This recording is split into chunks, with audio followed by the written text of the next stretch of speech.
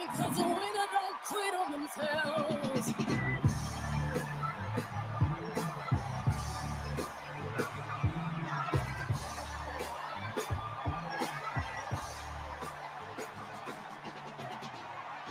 Good evening, everyone.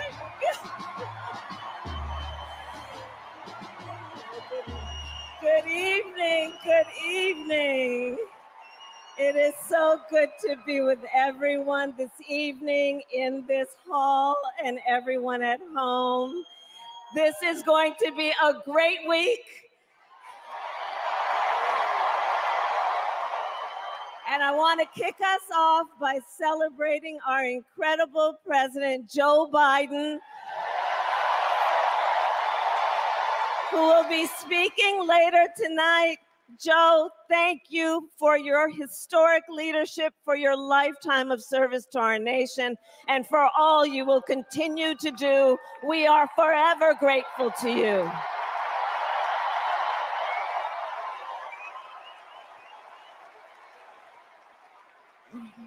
Thank you, Joe. And looking out at everyone tonight, I see the beauty of our great nation.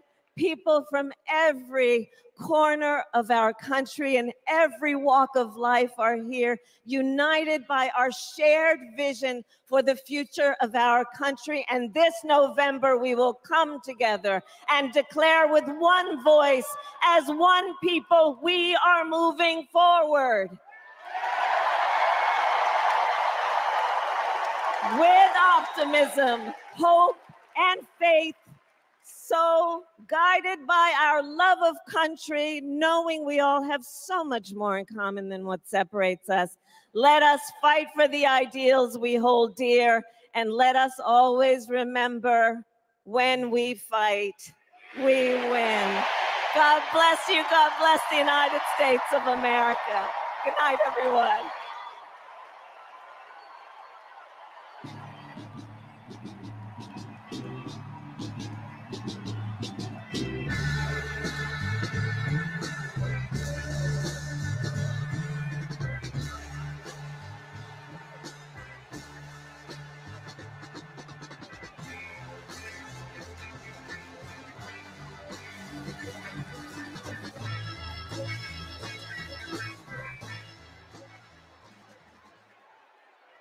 Please welcome actor and director, Tony Goldwyn.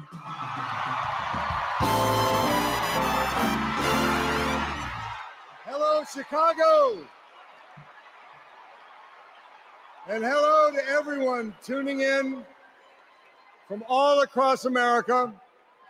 Welcome to the first night of the Democratic National Convention.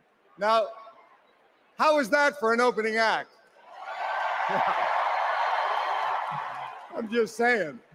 Now, as our Vice President just said, over the next 4 days, we will be bringing folks together from all around the country, people from every walk of life, to talk about this nation we love and about a candidate who has devoted her life to public service, who never shies away from a righteous fight, and who always stands up for the people. We are going to talk about the choice America faces in this election. It's a choice not just between two very different candidates, but between two very different futures.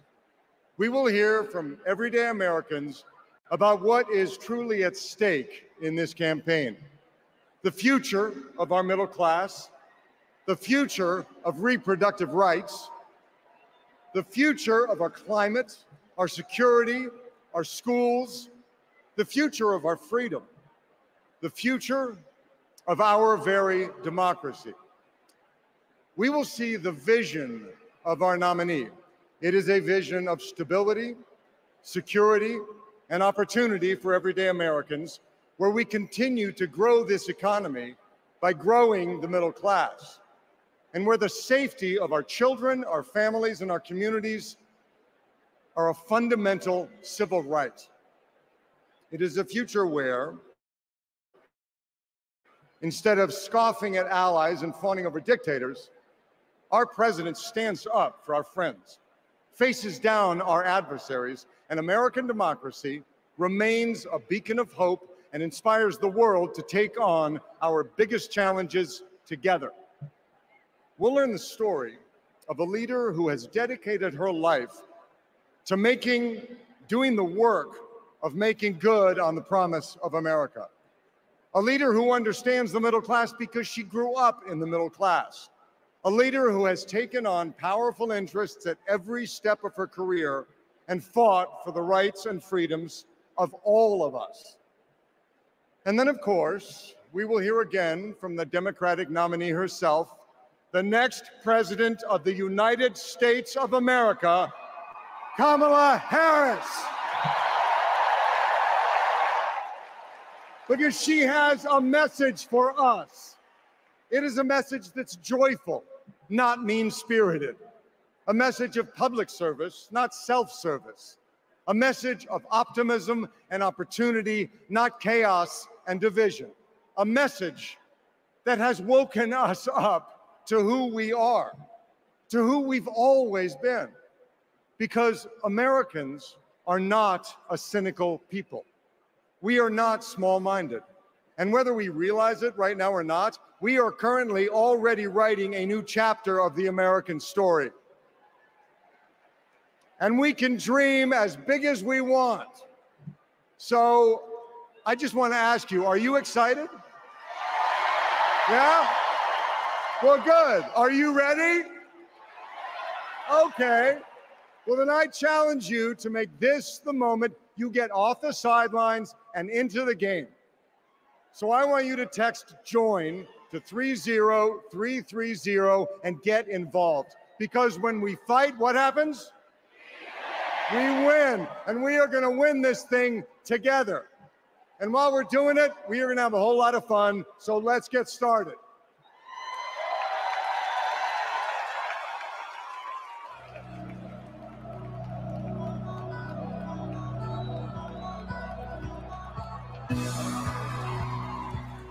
Please welcome 9-time NBA champion and coach of the 2024 Olympic gold-winning men's basketball team, Steve Kerr. Thank you. Thank you so much.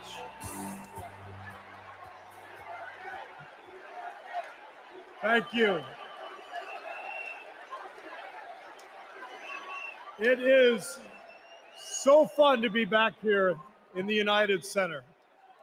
And as you guys know, a lot of good stuff has happened in this building, especially in the 90s. You young people, Google Michael Jordan and you can read all about it, okay? So there was an amazing vibe in this building back in those days. And I feel that same winning spirit here tonight. So the last time I was in a packed basketball arena was in Paris, France. 9 days ago, some of the best players on earth, 12 incredible American men, came together to win Olympic gold. And the next night, I was back in that same building watching 12 more of the best players on earth, our incredible American women, do the same thing. And I cannot think of a better metaphor for what this country is all about than the way Team USA came together at the Olympics. We had players from across our wonderful country, players who have trained and fought relentlessly, shed tears trying to beat one another throughout their careers, joining forces to wear the red, white, and blue. And when we won, the American flag raised to the rafters, the national anthem playing, gold medals draped around the necks of our players whose hands were held over their hearts. It was the proudest moment of my life. Thank you.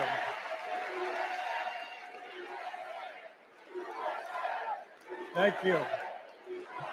Now, I could never have imagined that a few days later I would receive an invitation to step into a different kind of arena. And so here I am. I know very well that speaking out about politics these days comes with risks.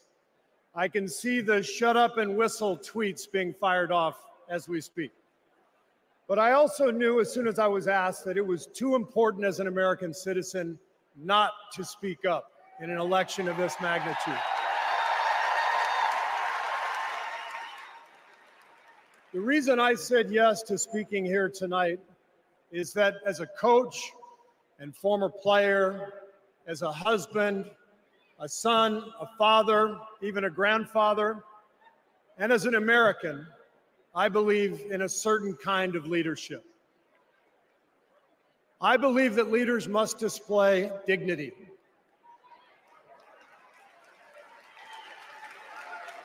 I believe that leaders must tell the truth. I believe that leaders should be able to laugh at themselves. I believe leaders must care for and love the people they are leading. I believe leaders must possess knowledge and expertise, but with the full awareness that none of us has all the answers. And in fact, some of the best answers often come from members of the team. And if you look for those qualities in your friends or your boss or an employee or your child's teacher or your mayor, then shouldn't you want those same qualities in your president? And when you think about it that way, this is no contest. With Kamala Harris and Tim Walz, I see all those qualities. They have devoted their lives to serving other people.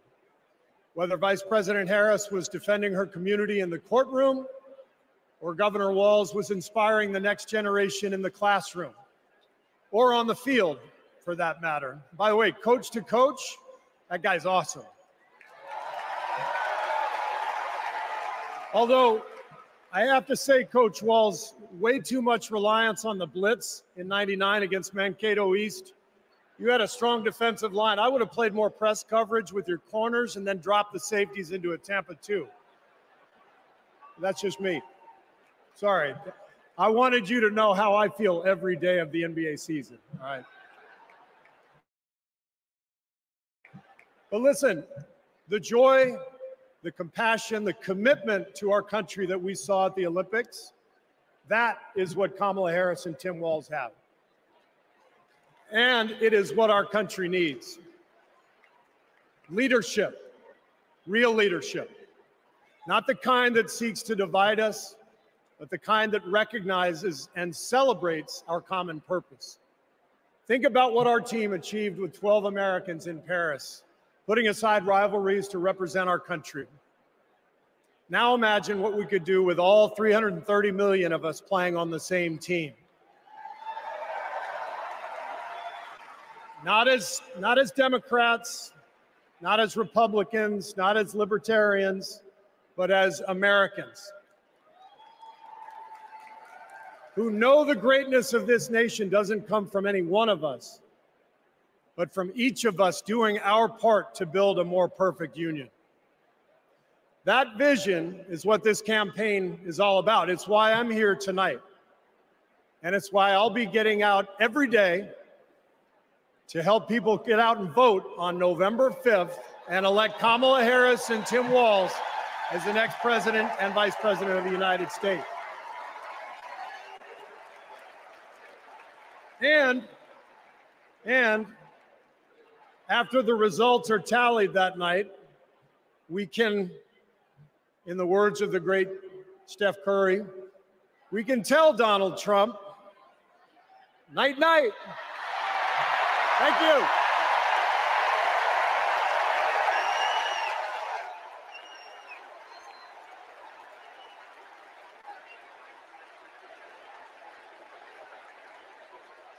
Let me tell you folks in Ohio and in this area, don't sell your house. Do not sell it. We're going to get those jobs coming back, and we're going to fill up those factories. That's what's going to happen.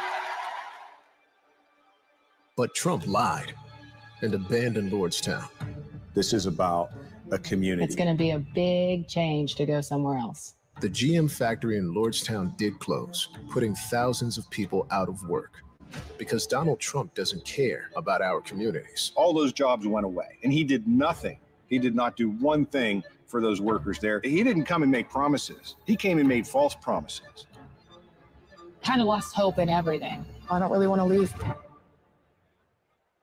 But then something changed.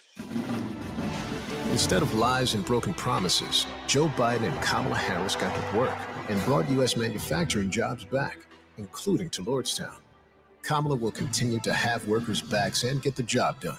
American workers deserve a fighter, and that's exactly what Kamala Harris is. Do we believe in opportunity? Are we ready to fight for it?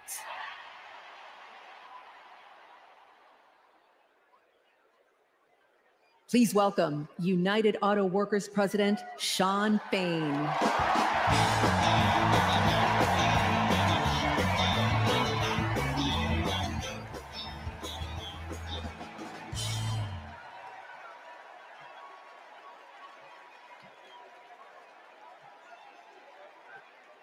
All right.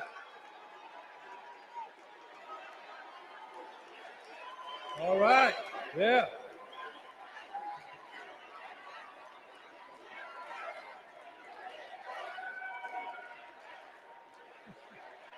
Thank you. Good evening, America, and good evening to the people that make this world move, the working class.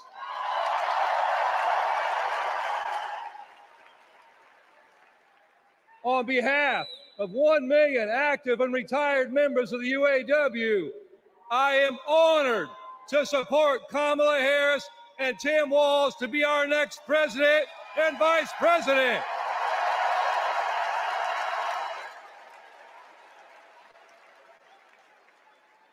And I want to say thank you to Joe Biden for making history by walking the picket line with the UAW.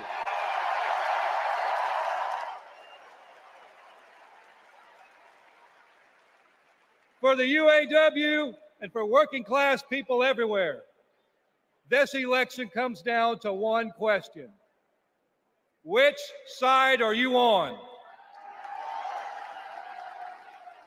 On one side, we have Kamala Harris and Tim Walz, who have stood shoulder to shoulder with the working class. On the other side, we have Trump and Vance,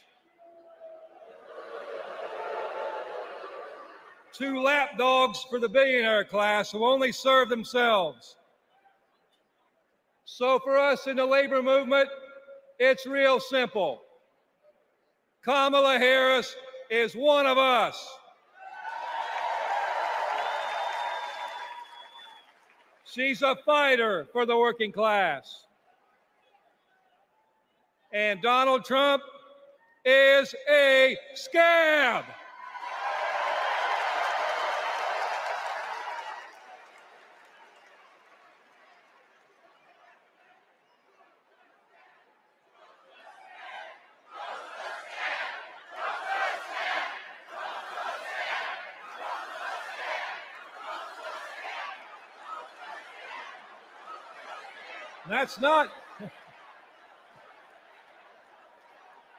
That's not just my opinion, that's a fact.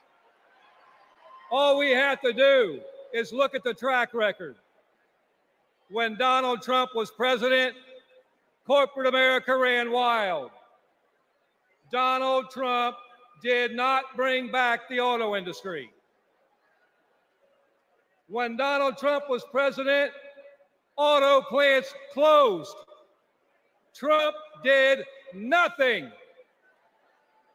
Trump told workers in Lordstown, Ohio, that he would be bringing all the auto jobs back. And Trump did nothing. In 2019, General Motor workers went on strike for 40 days for good jobs and a better life. And Trump did nothing. Talk is cheap. But in 2019, You know who was on the picket line standing shoulder to shoulder with auto workers? I'll give you a clue. Her initials are Kamala Harris.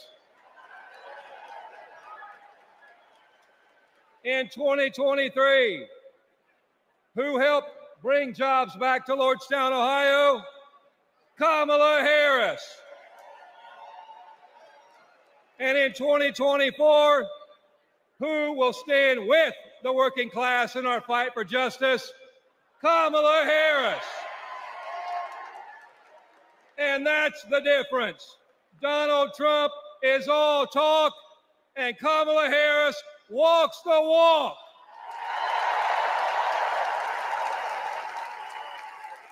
Woo. In the words of the great American poet, Nellie, it's getting hot in here.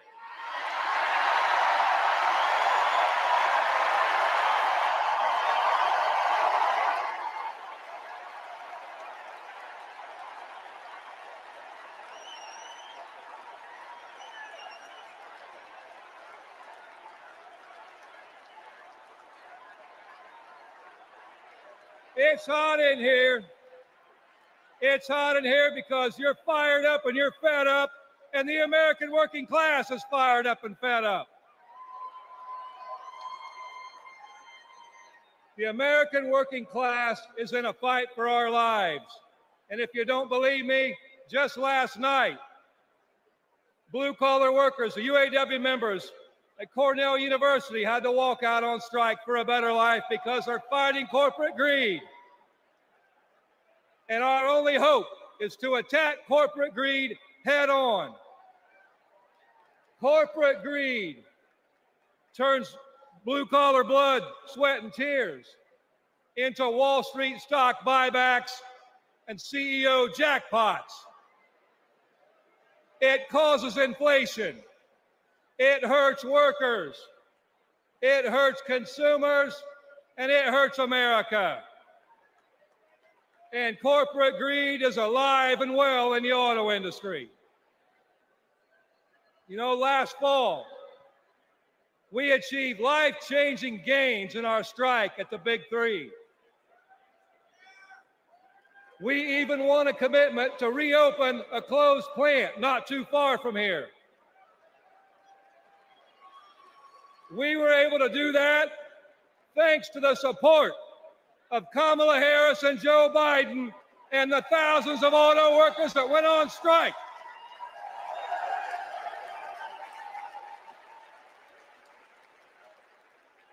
But a year later, one company wants to go back on their commitments in our contract. And let me be clear, Stellantis must keep the promises they made to America in our union contract. And the UAW will take whatever action necessary at Stellantis or any other corporation to stand up and hold corporate America accountable. And when the UAW stands up, we know who stands with us and who stands against us. Donald Trump laughs about firing workers who go on strike.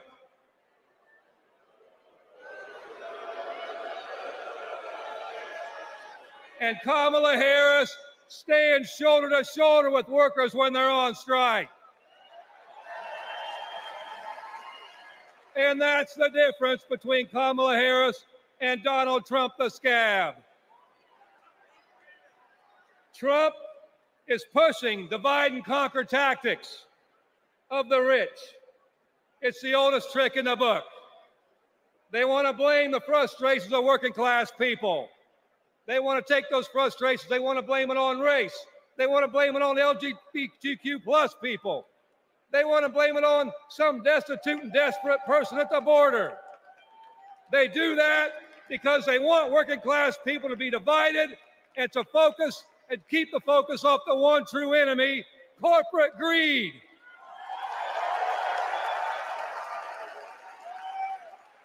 The rich think we're stupid. But working class Americans see this for what it is.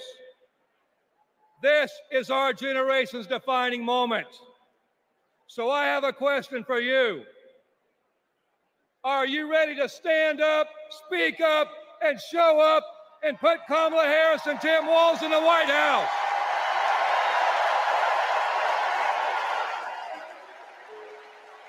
We need a defender of the working class in the White House, someone who is one of us and someone who knows how to fight. And that fighter is the next president of the United States, Kamala Harris. Thank you.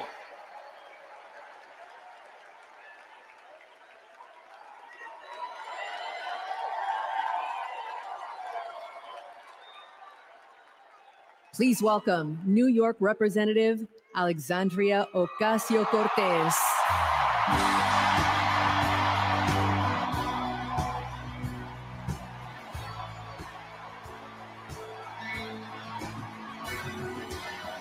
Thank you, Chicago! Thank you, Chicago, for your energy. Thank you, Kamala Harris and Tim Walz, for your vision.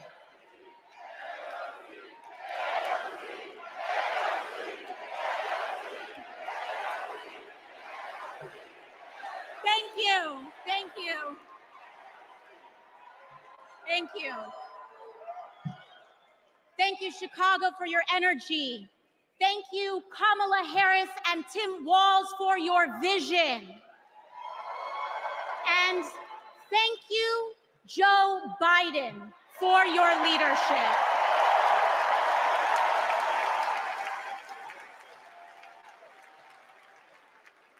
You know, 6 years ago, I was taking omelet orders as a waitress in New York City. I didn't have health insurance. My family was fighting off foreclosure, and we were struggling with bills after my dad passed away unexpectedly from cancer. Like millions of Americans, we were just looking for an honest shake. And we were tired of a cynical politics that seemed blind to the realities of working people. It was then, only through the miracles of democracy and community, that the good people of the Bronx and Queens chose someone like me to elect them in Congress.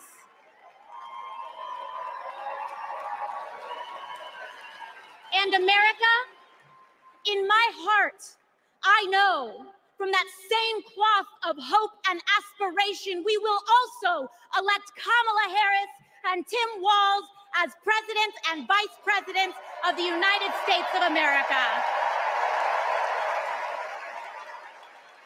I am here tonight because America has before us a rare and precious opportunity.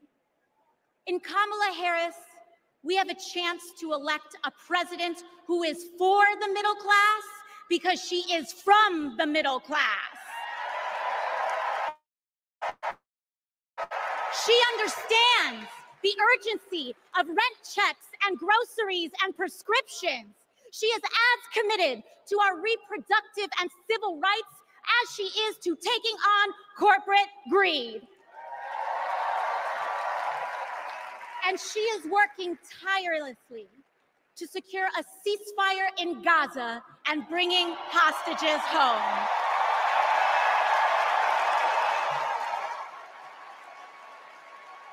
In Kamala Harris, I see a leader who understands. I see a leader with a real commitment to a better future for working families. And Chicago, we have to help her win.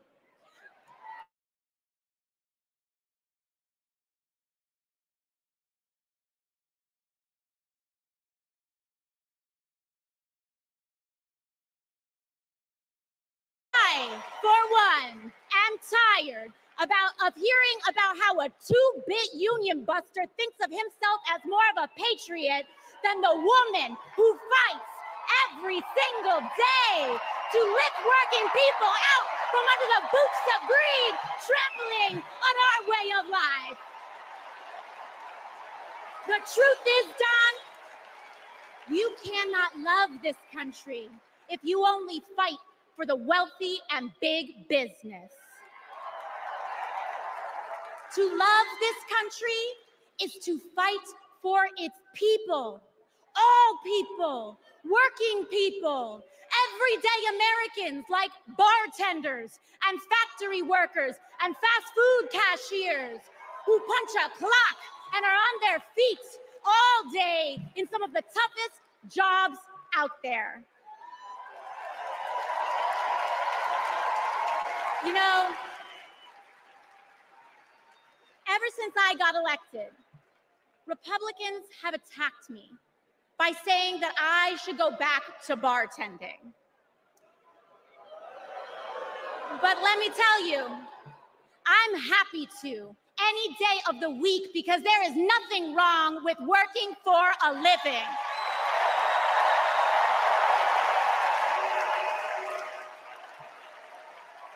Imagine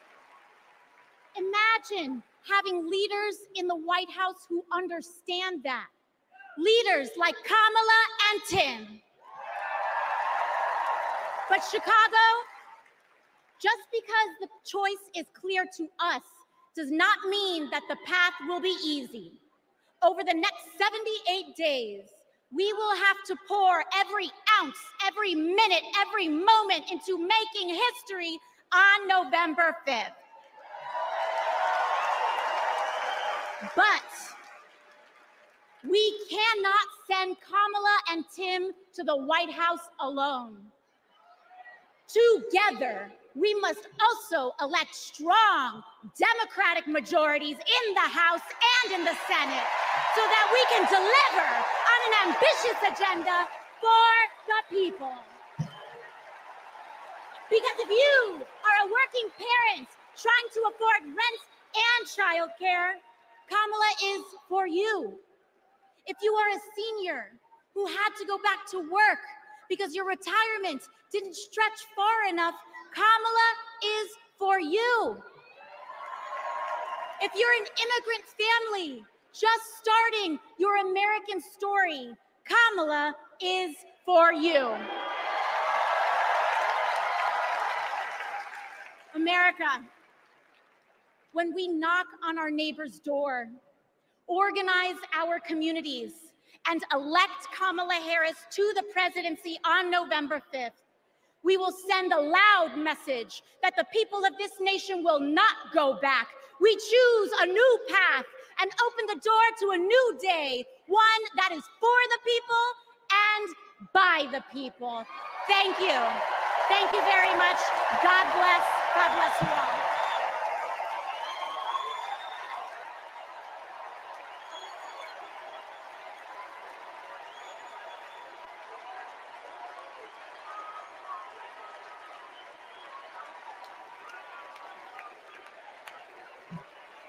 Wow. How about that AOC? Good Lord. So Kamala Harris's story begins in a middle-class neighborhood in the East Bay. Yeah, in a modest apartment above a nursery school, in a close-knit community where people looked out for one another, with a mother who instilled in Kamala Harris the core principles that have defined her life in public service. These are the experiences that made her the leader she is today.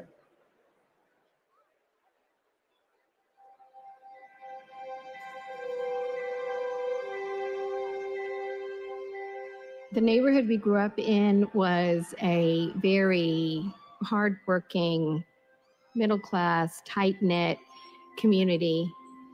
Families going to church on Sunday, kids playing in the front yard.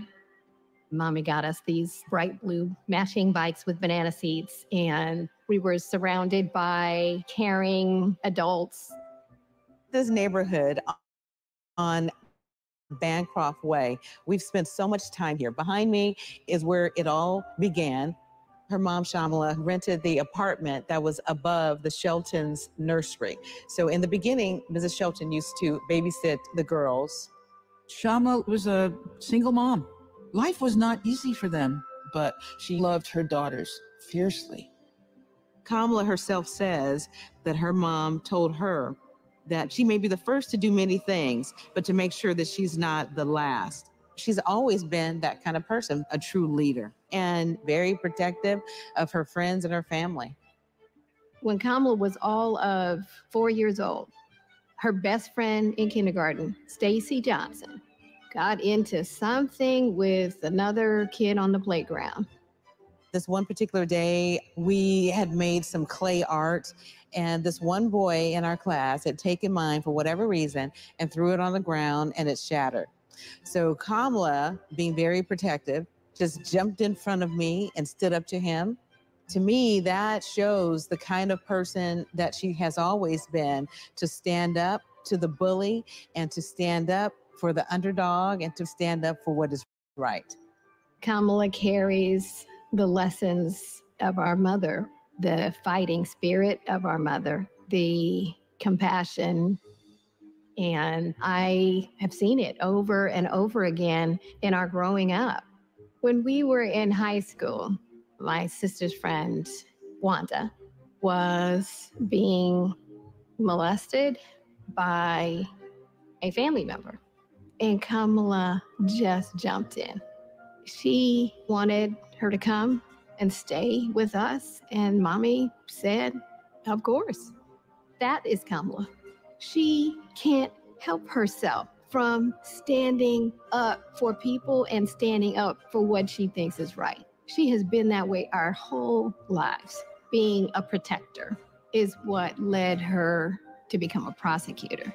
Looking back now, I could say it was her calling.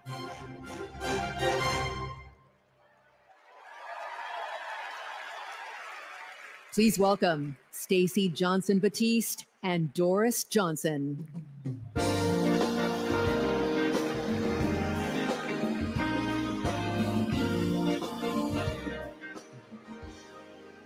Good evening. I'm Stacey Johnson Batiste, and this is my mom, Doris Johnson.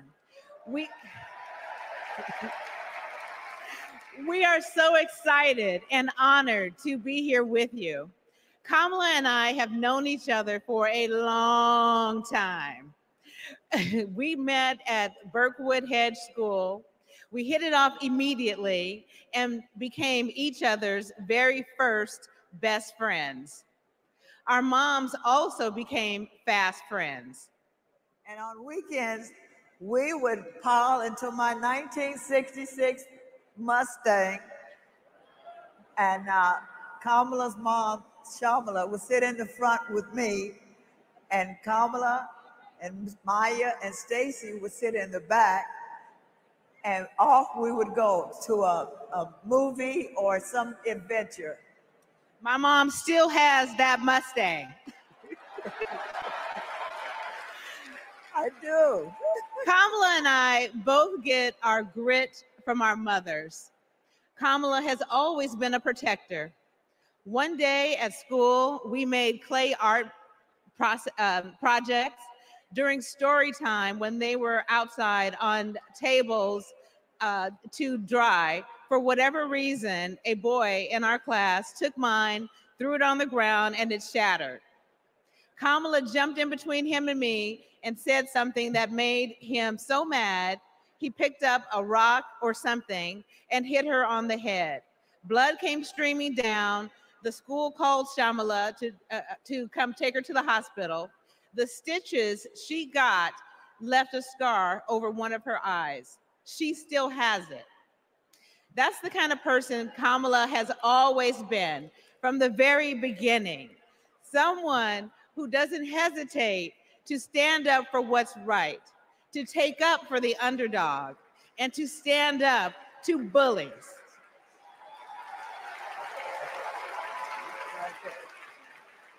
I have seen it time and again, whether the bully is an individual, a gang, or a corporation. She fights for all of us. Before we go, I know my mom has one more thing to say. Kamala, your mom would be so proud of you.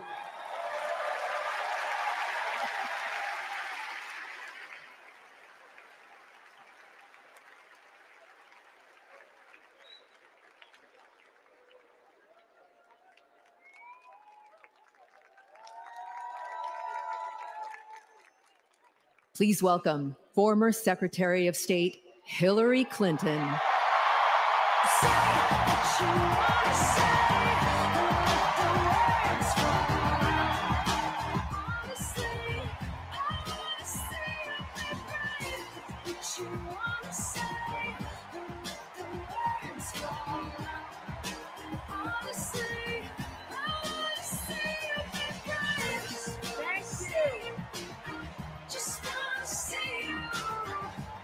Thank you so much. Thank you.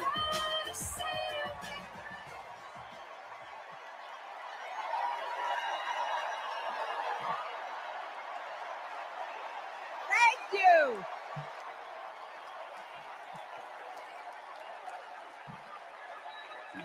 Thank you all so much.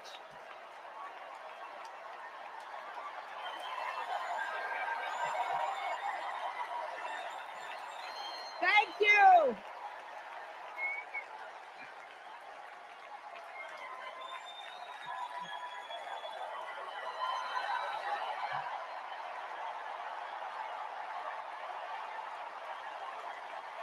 Thank you, my fellow Democrats.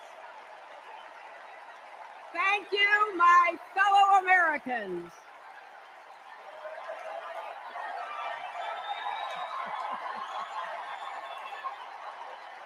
Thank you so much.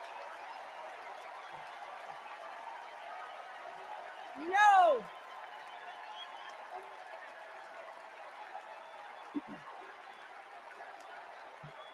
Thank you all.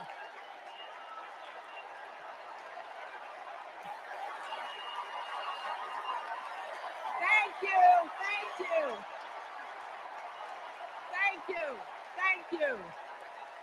Thank you so much. Wow.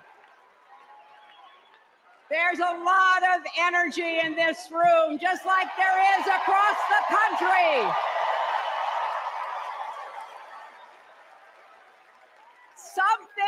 Something is happening in America. You can feel it. Something we've worked for and dreamed of for a long time. First, though, let's salute President Biden.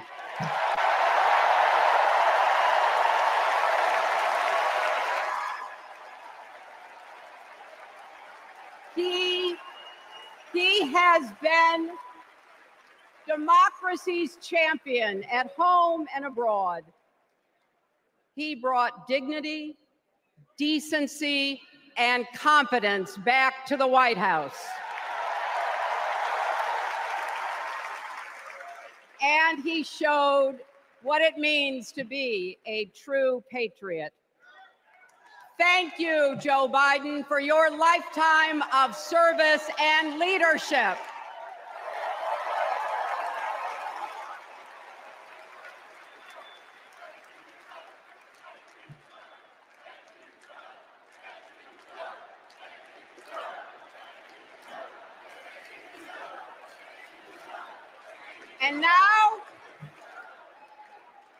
And now we are writing a new chapter in America's story.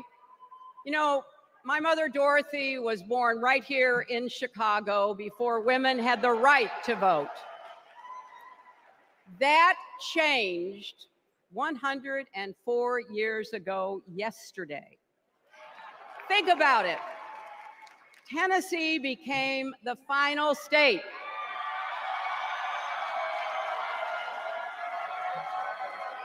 to ratify the 19th Amendment to the Constitution. The state legislature was deadlocked until One lawmaker's mother, a widow who read 3 newspapers a day, sent a letter to her son. "No more delays," she wrote. "Give us the vote." And since that day, every generation has carried the torch forward. In 1972, a fearless Black Congresswoman named Shirley Chisholm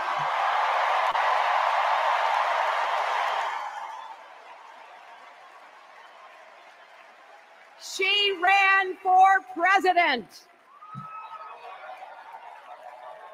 And her determination let me and millions of others dream bigger, not just because of who she was, but because of who she fought for. Working parents, poor children, the last, the least, and the lost. In 1984, I brought my daughter to see Geraldine Ferraro, the first woman nominated for vice president. If we can do this, Jerry said, we can do anything. And then there was 2016, when it was the honor of my life to accept our party's nomination for president.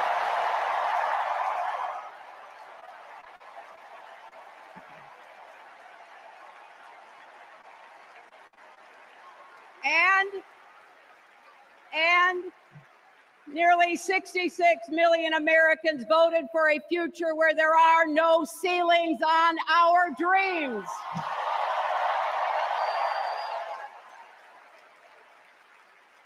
And afterwards, we refused to give up on America.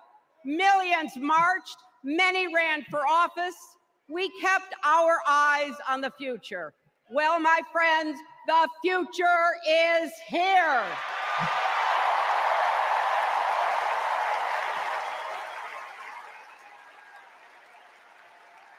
I wish my mother and Kamala's mother could see us. They would say, keep going. Shirley and Jerry would say, keep going.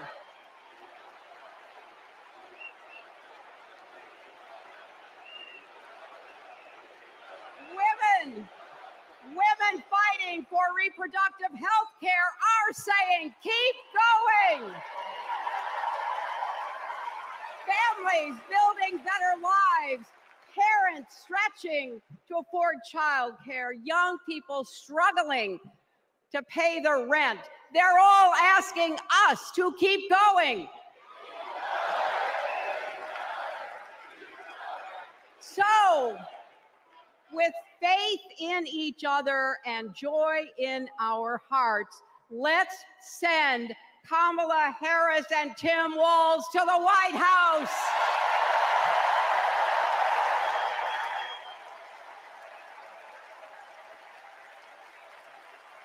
You know, the story of my life and the history of our country is that progress is possible, but not guaranteed. We have to fight for it and never, ever give up. There is always a choice. Do we push forward or pull back? Come together as we the people, or split into us versus them? That's the choice we face in this election. Kamala has the character, experience, and vision to lead us forward.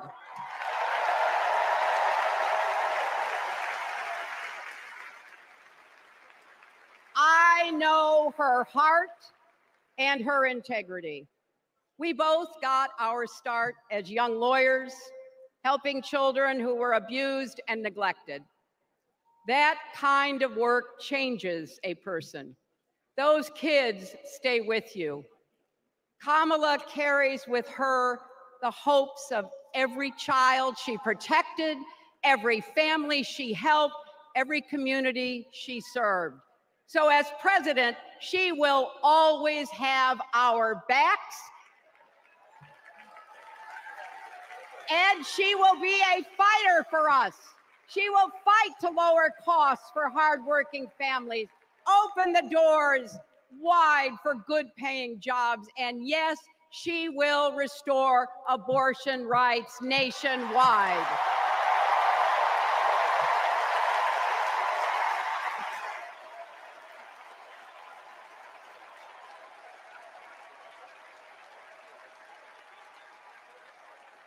As a prosecutor, Kamala locked up murderers and drug traffickers. She will never rest in defense of our freedom and safety. Donald Trump fell asleep at his own trial, and when he woke up, he made his own kind of history, the first person to run for president with 34 felony convictions.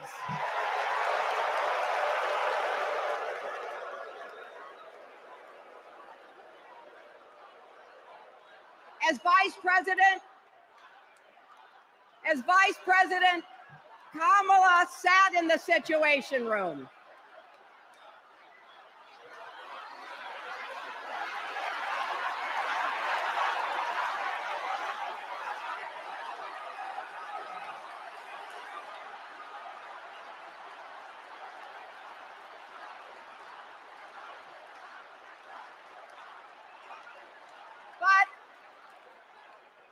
We also know, as Vice President, Kamala sat in the Situation Room and stood for America's values. I know what it takes, and I can tell you, as Commander-in-Chief, Kamala won't disrespect our military and our veterans.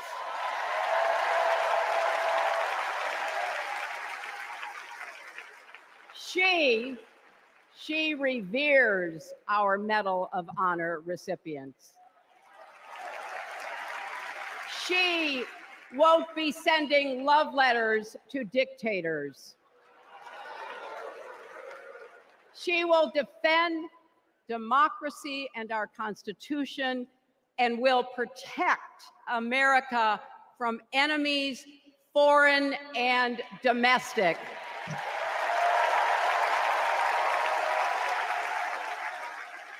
Think about it.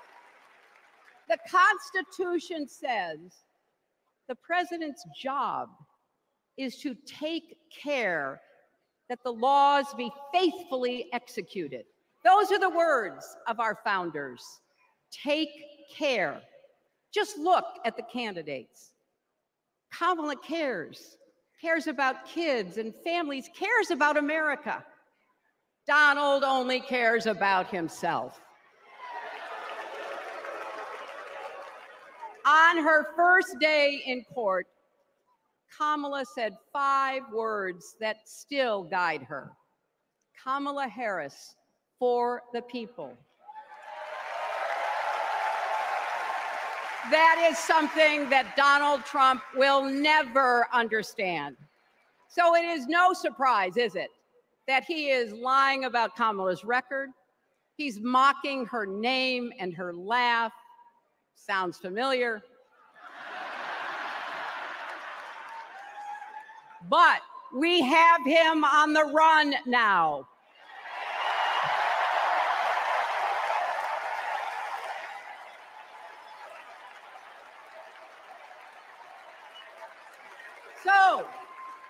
So, no matter what the polls say, we can't let up. We can't get driven down crazy conspiracy rabbit holes. We have to fight for the truth. We have to fight for Kamala as she will fight for us. Because you know what? It still takes a village to raise a family, heal a country, and win a campaign.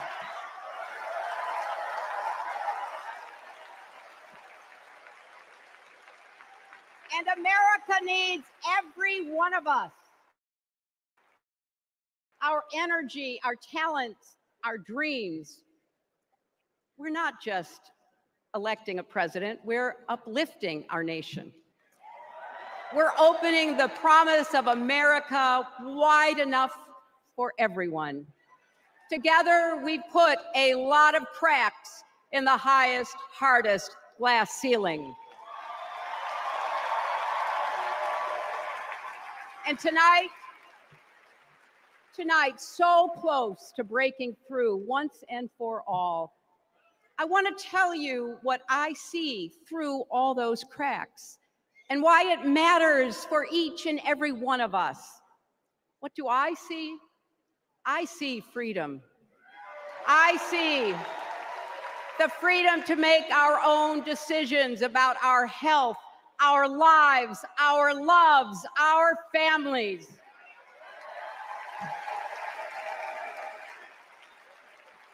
The freedom to work with dignity and prosper, to worship as we choose or not, to speak our minds freely and honestly. I see freedom from fear and intimidation, from violence and injustice, from chaos and corruption. I see the freedom to look our children in the eye and say, in America, you can go as far as your hard work and talent will take you, and mean it. And you know what? On the other side of that glass ceiling is Kamala Harris raising her hand and taking the oath of office as our 47th President of the United States.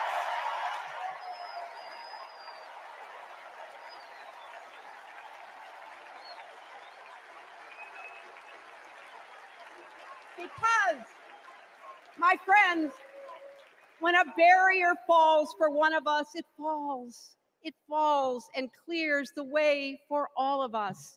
So for the next 78 days, we need to work harder than we ever have. We need to beat back the dangers that Trump and his allies pose to the rule of law and our way of life. Don't get distracted or complacent. Talk to your friends and neighbors, volunteer, be proud champions for the truth and for the country that we all love.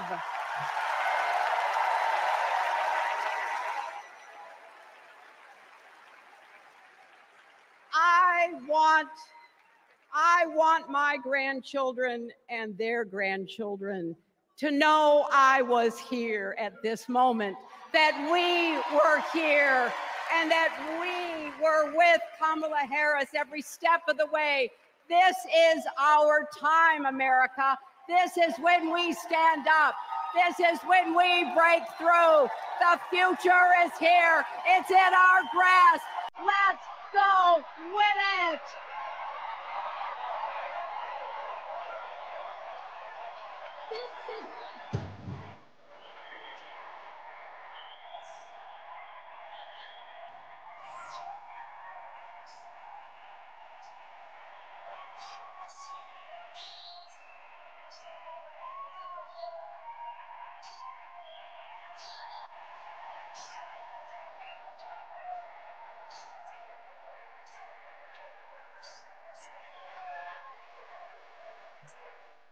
I think it's fair to say that we all stand on the shoulders of Hillary Clinton.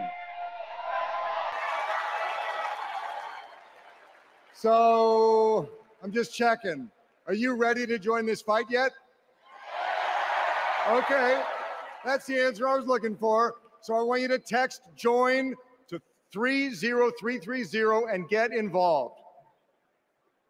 Now, what does fighting for the people exactly look like?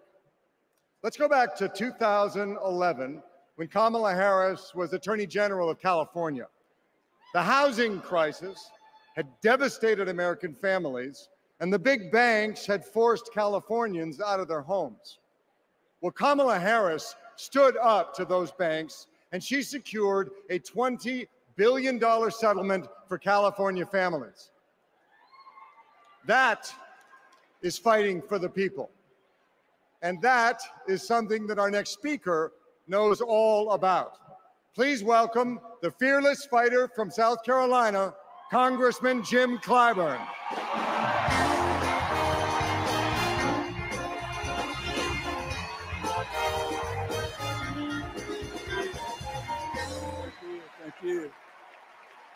thank you, thank you, thank you. Thank you. Thank you. Thank you.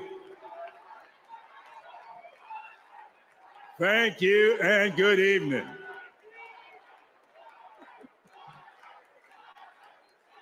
Thank you, South Carolina. Thank you.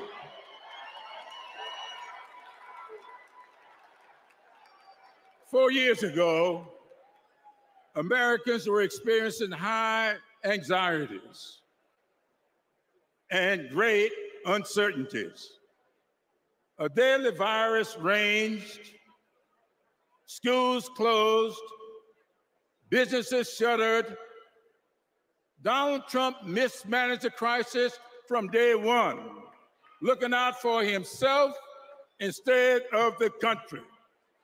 The American people responded to the crisis in leadership by electing new leaders.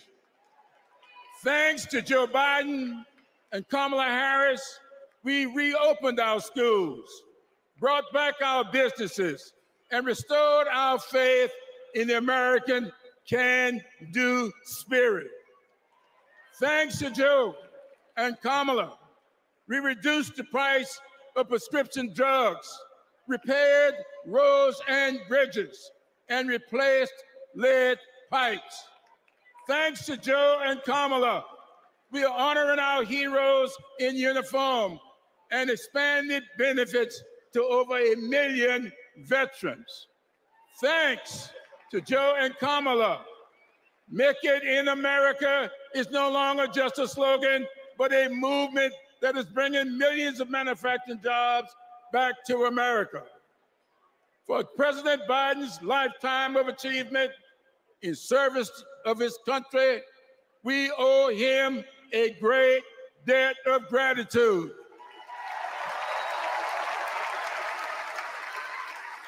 And we're all grateful for one of the best decisions he made, selecting Kamala Harris as his vice president and endorsing her to succeed him.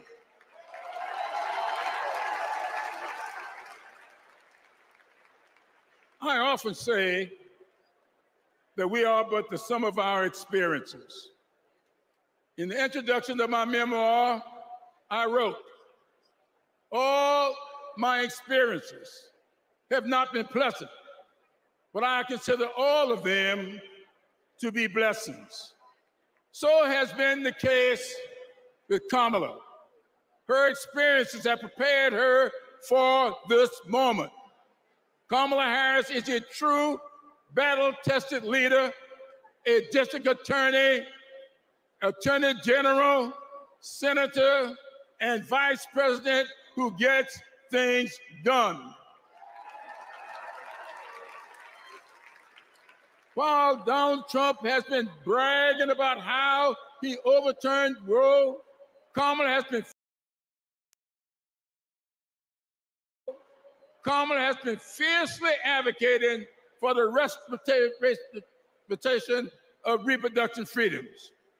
While Trump has been looking out for himself and his billionaire buddies, Kamala has been fighting to lower costs for all Americans. And while Trump falsely pleads ignorance of Project 2025, which in my opinion is Jim Crow 2.0, Kamala has been offering the American people enlightened proposals and visionary leadership. Having grown up in a parsonage, I often look to the good book for understanding and guidance. As 2 Corinthians informs, we are troubled on every side, yet not distressed. We are perplexed, but not in despair. Persecuted, but not forsaken. Cast down, but not destroyed. Our great democracy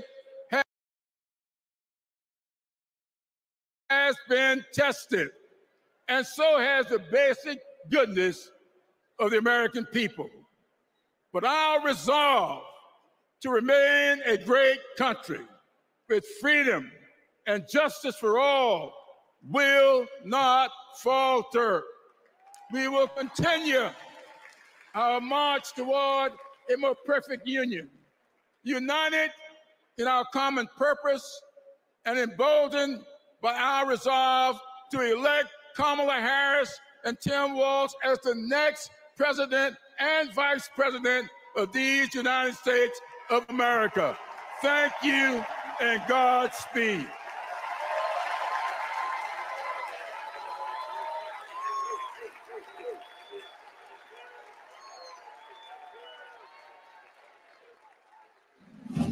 In the criminal justice system, the people are represented by two separate yet equally important groups: the police who investigate crime and the district attorneys who prosecute the offenders.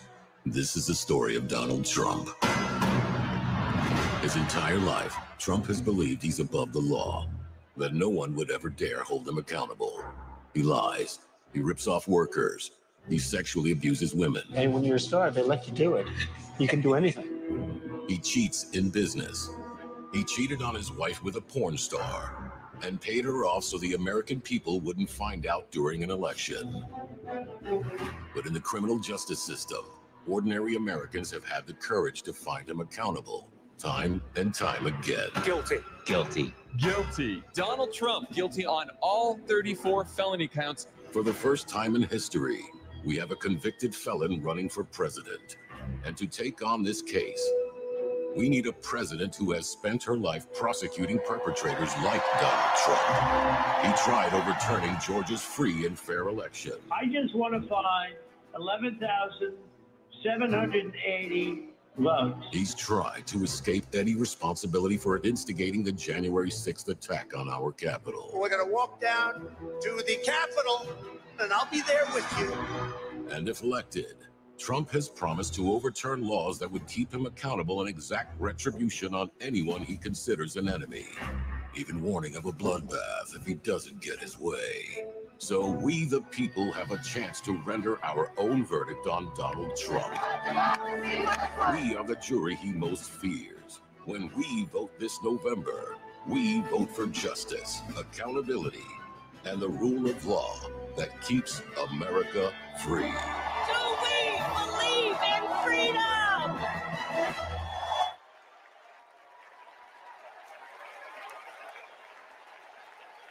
Please welcome Maryland Representative Jamie Raskin.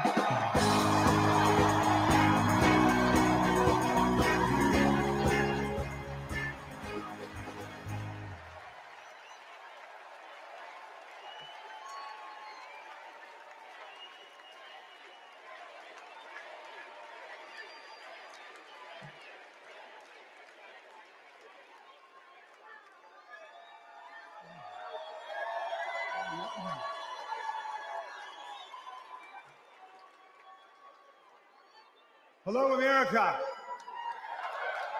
And welcome to the Democracy Convention. Welcome to the Freedom Convention. And thank you for the beautiful weather, Chicago. It's been a little rough on Capitol Hill, where it's not just the heat, it's the stupidity. Now, we meet in this great city tonight where Abraham Lincoln was nominated in 1860 to save the Union from fanatical insurrectionists, and where Franklin D. Roosevelt was renominated by Democrats in 1940 to defeat fascist dictators. Now, we fight in our time to defend our freedom and our democracy against the banana Republicans who have converted Lincoln's party into a dangerous cult of personality.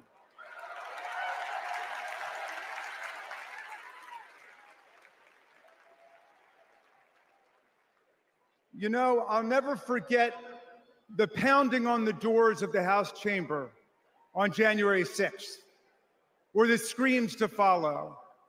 Hundreds of our police officers taunted and attacked, 140 of them wounded by extremists wielding baseball bats, steel pipes, even American flags. 5 people died that day, and 4 more of our officers took their own lives in the days and weeks to come. All of this after Trump was defeated by more than 7 million votes by the great Joe Biden.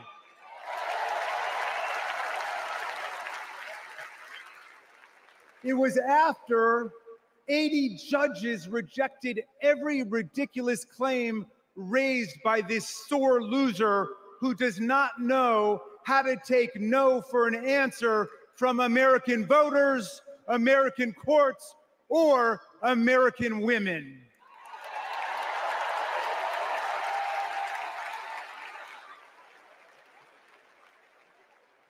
Remember what the mob chanted as they stormed the Capitol and injured our officers?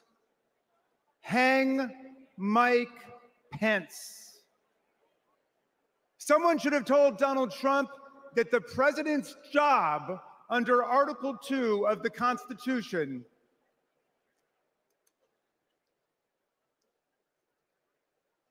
Someone should have told Donald Trump that the president's job under Article 2 of the Constitution is to take care that the laws are faithfully executed, not that the vice president is executed.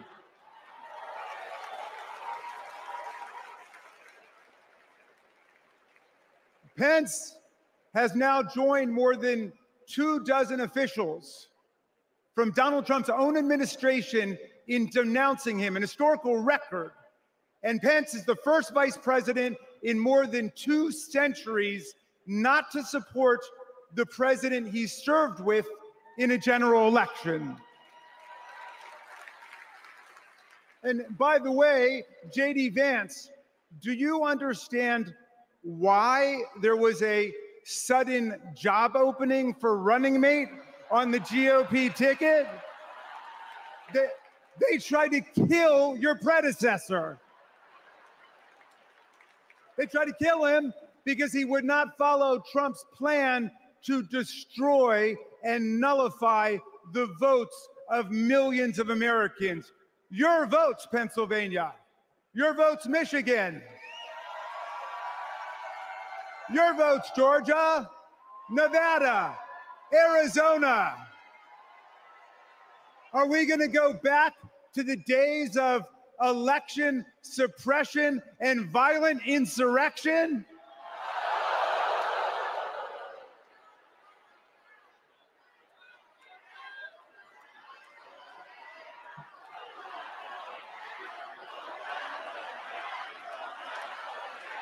We're not going back.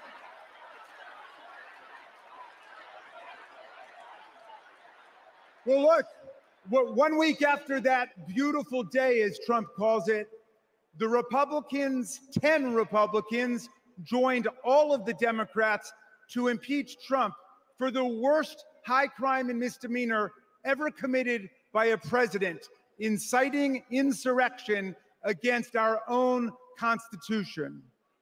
Make no mistake, a man who uses fraud, theft, and violence to take power will commit any crime to keep it. And now Trump's promising to pardon hundreds of his fellow criminal convicts and insurrectionists. He calls for, quote, the termination of all rules, regulations, and articles, even those in the Constitution. My friends, are we the people going to let Donald Trump terminate our Constitution and obliterate the blessings of liberty for our posterity? That's right. We're going to elect Kamala Harris. We're going to elect the career prosecutor and inspiring public servant and Coach Walls. And we're going to defeat Donald Trump, the career criminal and incorrigible recidivist con man, and his pet chameleon, J.D. Vance.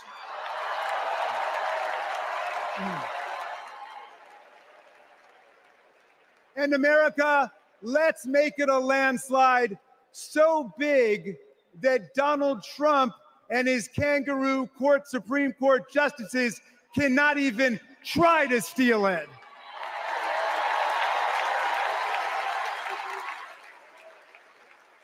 Let's make every vote count. Let's make sure every vote is counted. Let's let freedom ring, and let's let democracy work in America.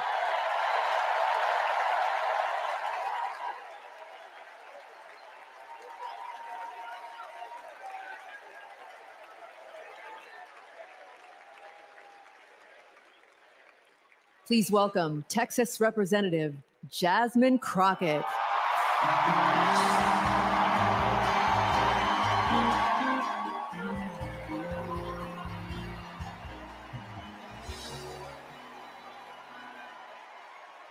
Well, good evening, America.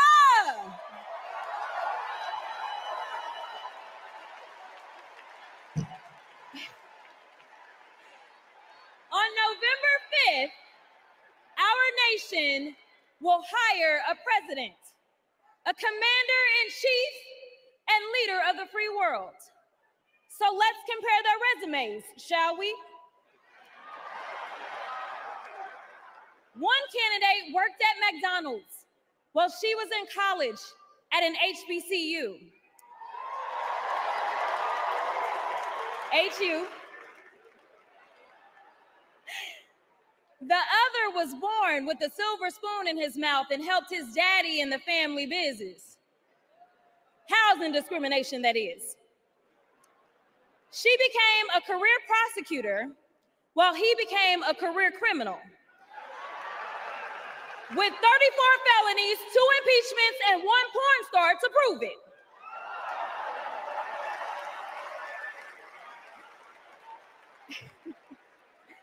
Her entire career as an elected district attorney,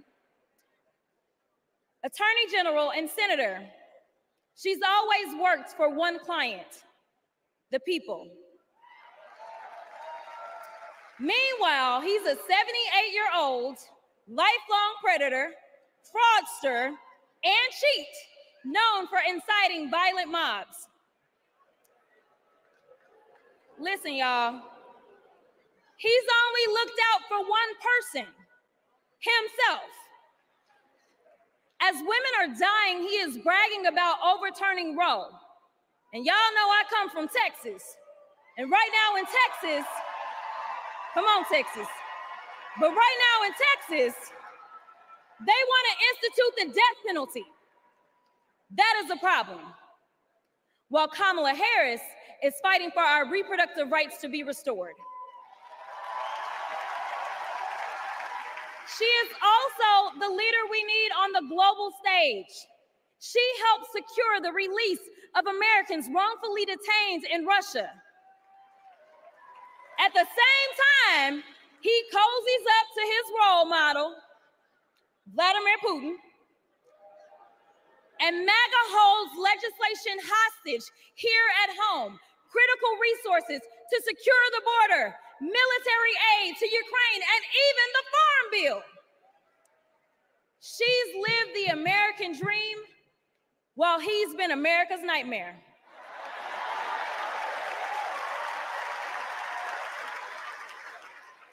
America, looking at the 2 choices before you, who would you hire?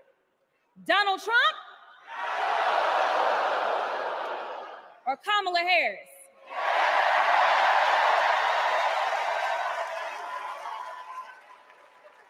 Kamala Harris has a resume.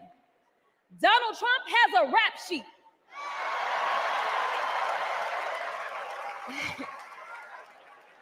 She presides over the Senate, while he keeps our national secrets next to his thinking chair. Y'all know what I said that other time. In Mar-a-Lago. Well, Donald Trump wants to put our 1787 Constitution through his Project 2025 paper shredder and make every day January 6th, Kamala Harris is fighting to fulfill the promise of America. In the real world, this wouldn't even be close. But this election is. Don't make a mistake. We are the underdogs in this fight, even though there is only one person qualified, only one person who's done the work and who has delivered the results. And she needs you. She needs your one vote this November. Can we count on you?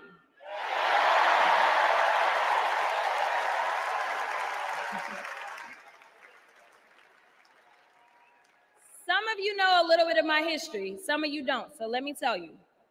I was a public defender.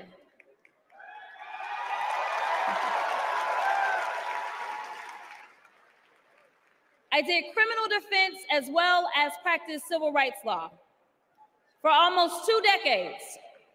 I know a good prosecutor when I see one. Kamala Harris is the kind of prosecutor we long for in the cases like those of Breonna Taylor. Yeah.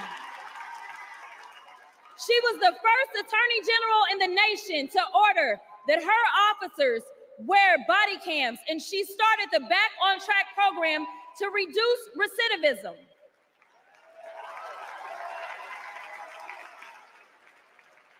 Listen, y'all, she did all these things because she genuinely cares about people. She sees each person as just that, a person, not a statistic. She's proven that since the first day she stepped into a courtroom and said what y'all already heard Hillary say, I did not copy off of her speech. I just want y'all to know.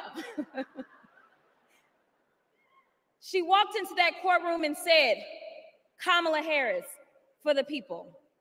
And she meant that.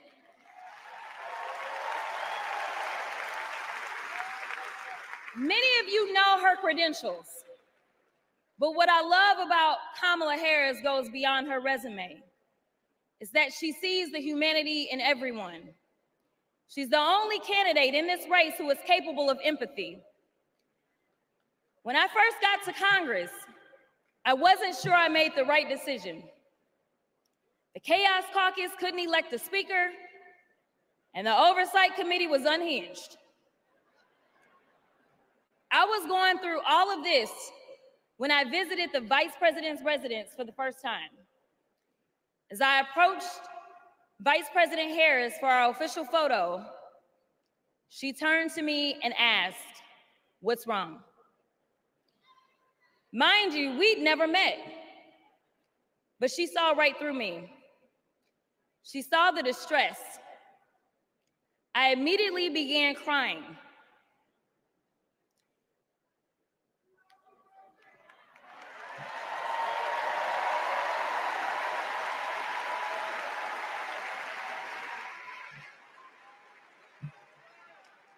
And the most powerful woman in the world wiped my tears and listened.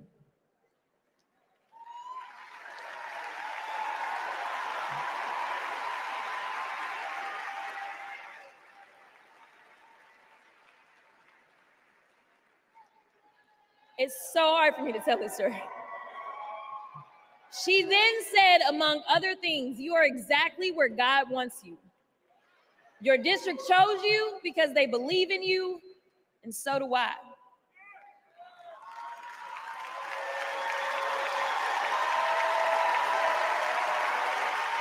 Okay, I'm gonna stop. Okay. The next month, I went viral for the first of many times to come for hitting Republicans with a dose of their own medicine. That brief but impactful interaction gave me my legislative legs, and I've been running ever since.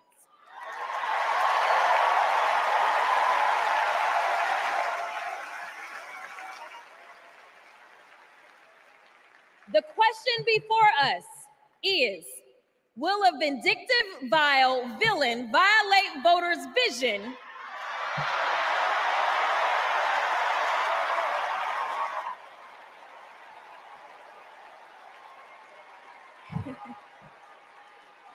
for a better America or not?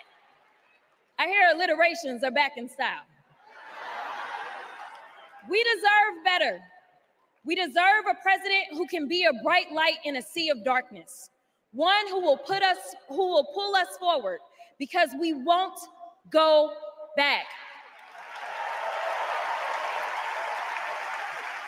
Amanda Gorman said it best: there's always light if only we are brave enough to see it, if only we are brave enough to be it. Kamala Harris showed me that light. And America, when she is our president, together we will shine as that beacon of hope and freedom around the world once more. God bless y'all.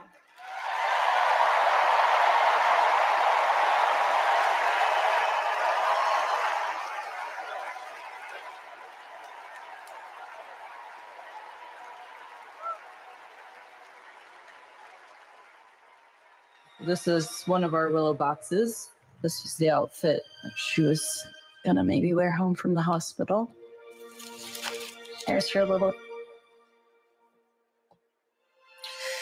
the blanket that she was in. It's okay. No.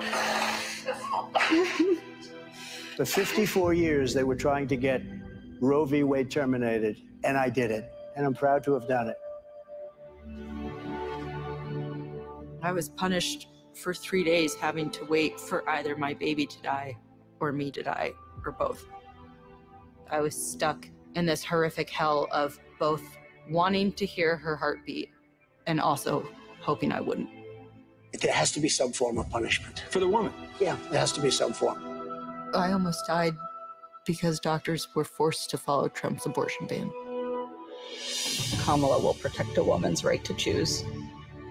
We trust women to make decisions about their own body and not have their government tell them what to do. I have so much faith in her. And when Congress passes a law to restore reproductive freedoms as President of the United States, I will sign it into law. We have to fight for Kamala Harris, our rights, our freedoms, and frankly, our lives. Everything is on the line.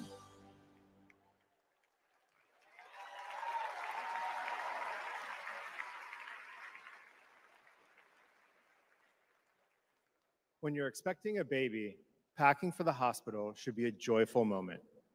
For us, it was different. We were told with 100% certainty we would lose our baby girl, Willow, and we were sent home. For 3 days, we waited until Amanda was sick enough to receive standard abortion care.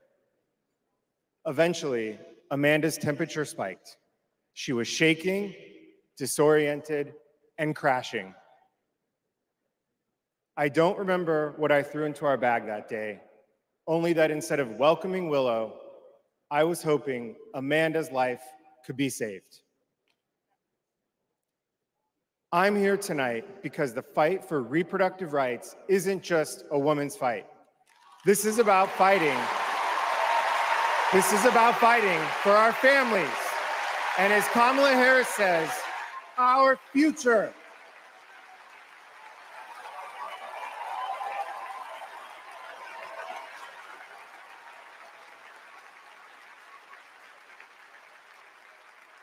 Every time I share our story, my heart breaks.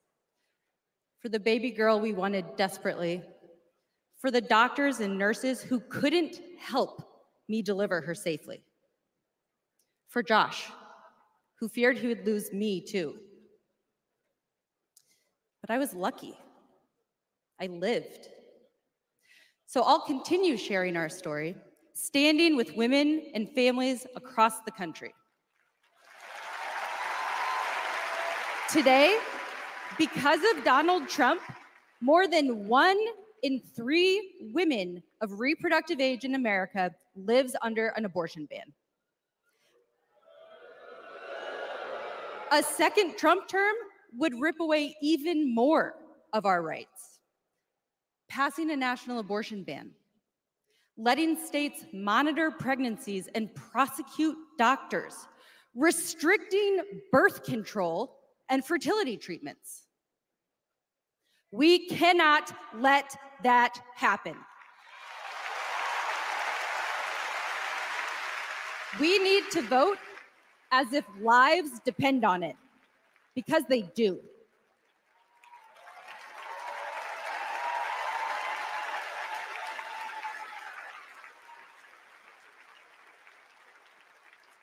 Two years ago, my husband and I were expecting our second child. Our daughter, Lauren, couldn't wait to be a big sister. I was getting ready for her 4th birthday party when something didn't feel right. 2 emergency rooms sent me away. Because of Louisiana's abortion ban, no one would confirm that I was miscarrying. I was in pain, bleeding so much my husband feared for my life. No woman should experience what I endured, but too many have. They write to me saying, "What happened to you happened to me." Sometimes they're miscarrying, scared to tell anyone, even their doctors. Our daughters deserve better. America deserves better.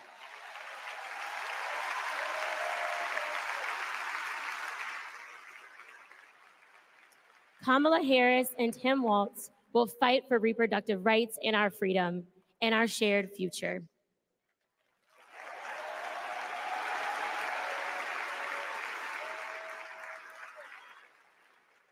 Growing up, I was an all-American girl.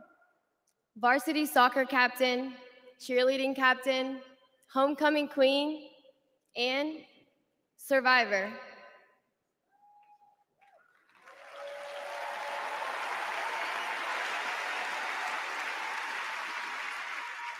I was raped by my stepfather after years of sexual abuse. At age 12, I took my first pregnancy test, and it was positive. That was the first time I was ever told, you have options.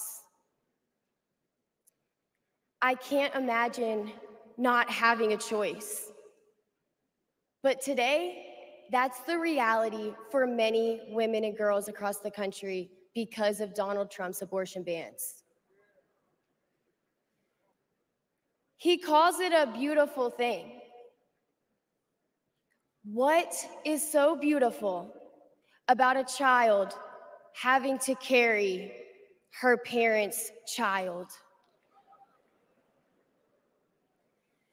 There are other survivors out there who have no options.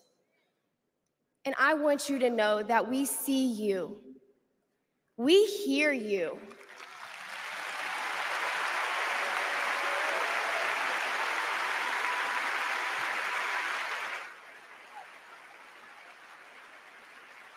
Kamala Harris will sign a national law to restore the right to an abortion.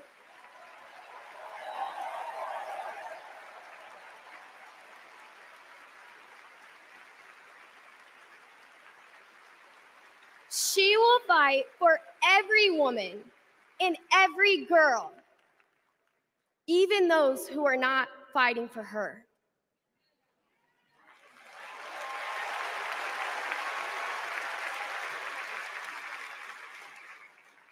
And now I am honored to introduce another champion for women, a leader who's fought for me and for so many others, Governor Andy Beshear.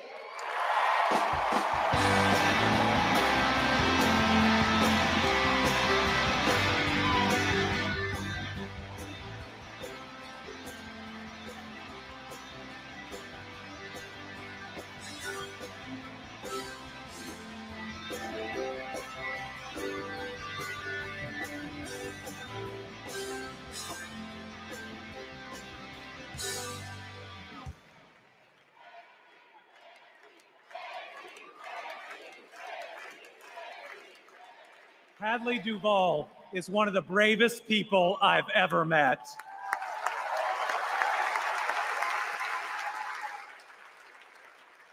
I'm amazed at the courage it takes to share her pain, to share her truth. Yet Donald Trump brags about tearing a constitutional right away from Hadley and every other woman and girl in our country. That's why we must tear away any chance he can ever be president ever again.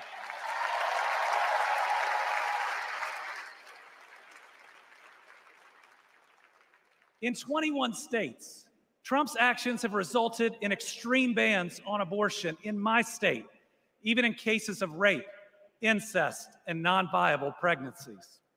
That leaves 12-year-old girls like Hadley with no options. That fails any test of humanity, any test of basic decency, any test of whether you have any underlying empathy. Thankfully, this extremism is being soundly rejected all over our country.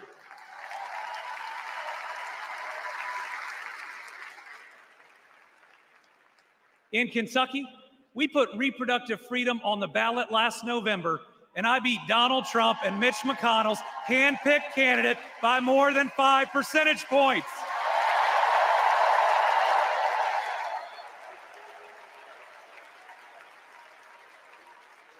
This November, we're going to beat them again. Elect Kamala Harris and Tim Walz and protect reproductive freedom.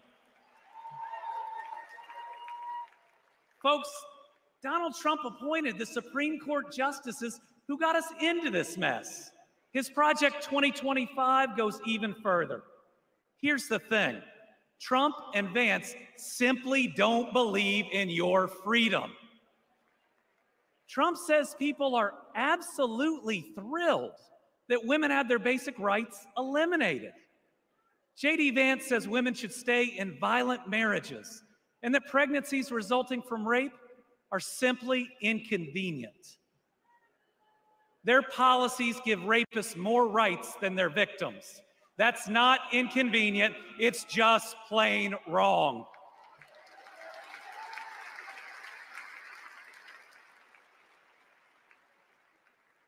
And a woman grieving a non-viable pregnancy shouldn't be required to carry it to term just to listen to her child die or to hear no sound at all. All women should have the freedom to make their own decisions. Freedom over their own bodies. Freedom about whether to pursue IVF. Freedom about whether to have children at all.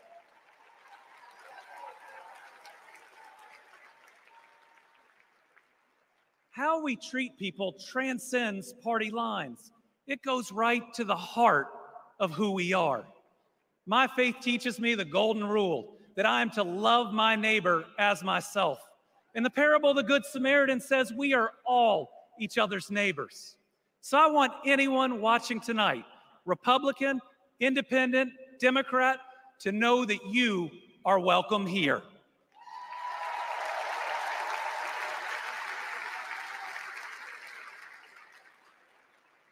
We believe in America where we live out our values, end anger politics once and for all, and move beyond this us versus them by remembering we are all Americans.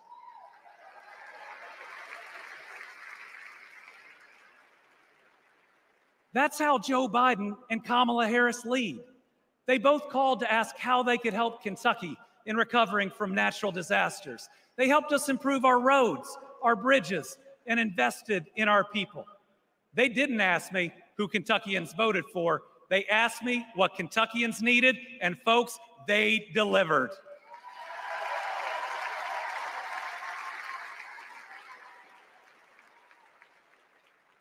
Kamala Harris gets it. She knows we must move beyond anger, extremism, and division, that everyone has dignity and deserves respect.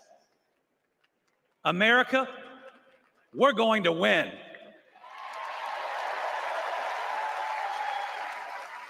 And we're going to win by staying true to our values of compassion, empathy, and doing right by our neighbors.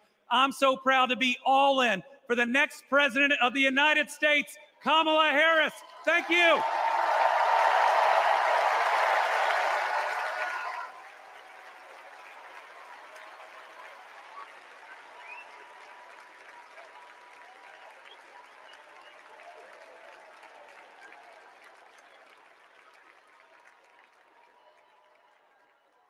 Please welcome Georgia Senator Raphael Warnock.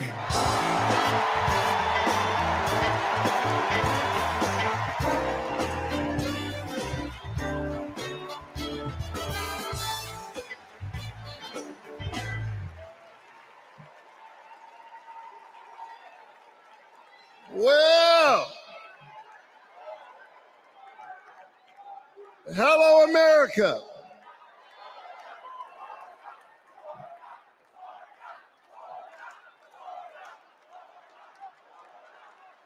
Thank you so very much. On January 5th, 2021, the people of Georgia did an amazing thing.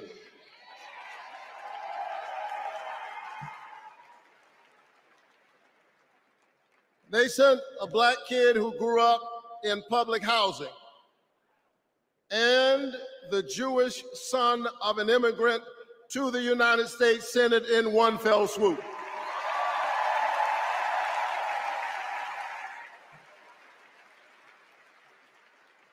And among those Georgians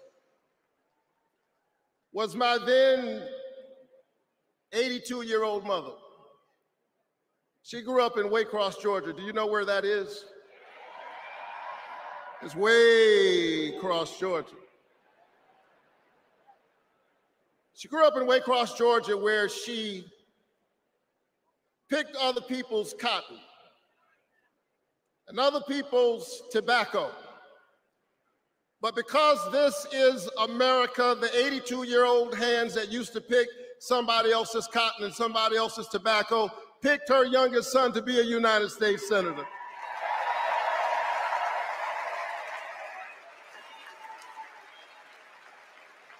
This is my America. Thank you, Mom. Thank you, Georgia. Thank you, America, for raising your voice and using your vote. A vote is a kind of prayer for the world we desire for ourselves and for our children, and our prayers are stronger when we pray together.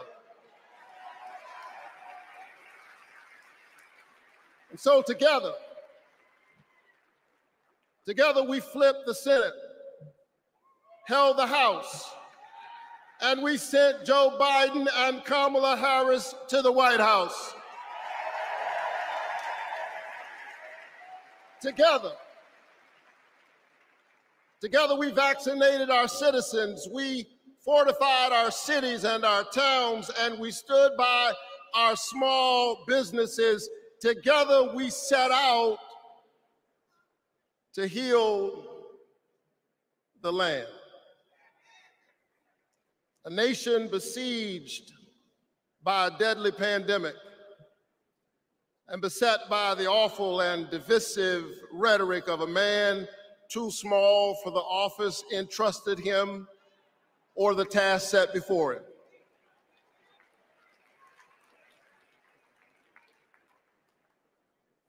The day after my January 5th election, he instigated an insurrection, a violent assault on our nation's capital and the peaceful transfer of power, all driven by the big lie.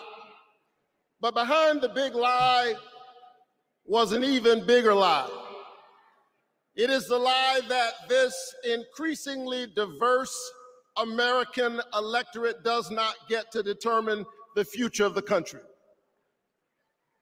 The lie and the logic of January 6th is a sickness. It is a kind of cancer that then metastasized into dozens of voter suppression laws all across our country. And we must be vigilant tonight because these anti-democratic forces are at work right now in Georgia and all across our country. And the question is, who will heal the land? And so here we are, America. Are you ready? Are you ready to stand up in this moral moment? Stand up for the best in the American covenant.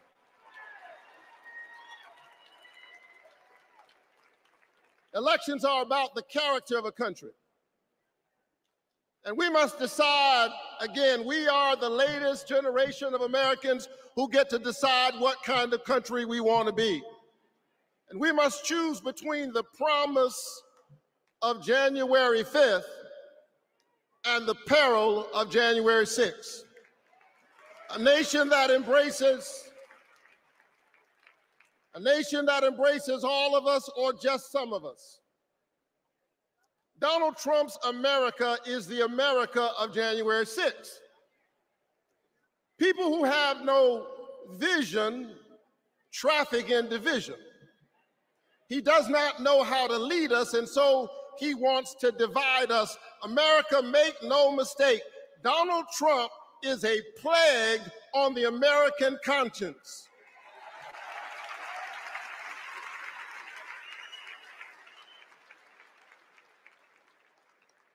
He is a clear and present threat to the precious covenant we share with one another. And yes, I saw him holding the Bible and endorsing a Bible as if it needed his endorsement.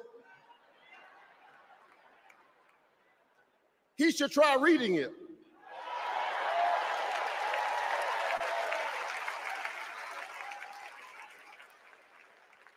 It says, do justice, love kindness, and walk humbly with your God. He should try reading it. It says, love your neighbor as yourself. It says, inasmuch as you've done it unto the least of these, you have done it also unto me.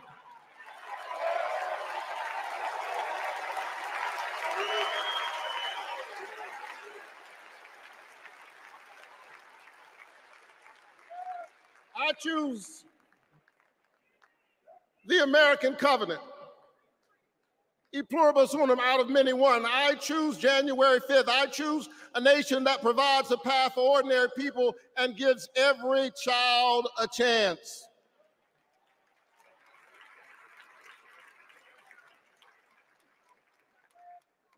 And that's Joe Biden's America.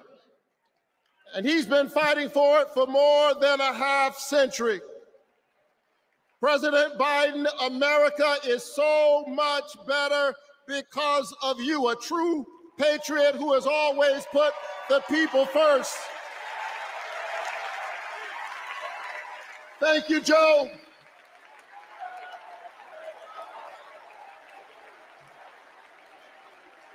Thank you, Joe.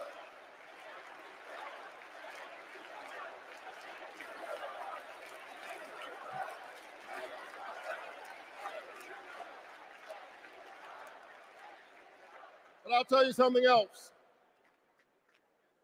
Not only is that Joe Biden's America, that's Kamala Harris's America.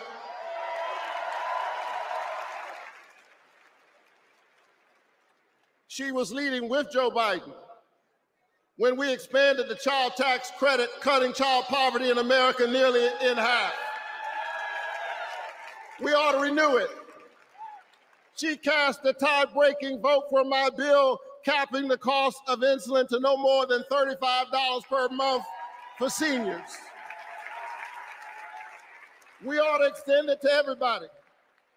Together we passed an infrastructure bill, bolstered American manufacturing and clean energy, an investment in the house that we all share together. And I've got news for you, we are just getting started. Are you ready to win this election?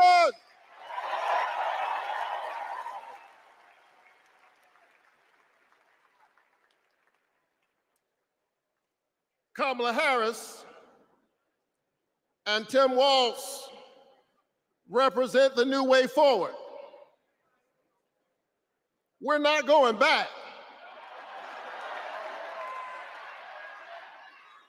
We're not going back because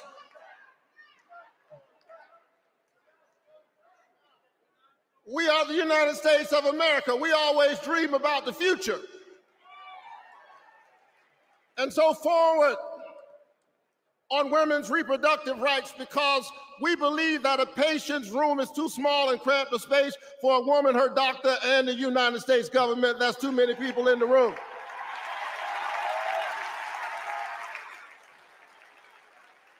Forward on worker rights, because most people do not mind working. They just want to share in the prosperity that they are creating for others. Forward on voting rights, forward on affordable housing and access to health care.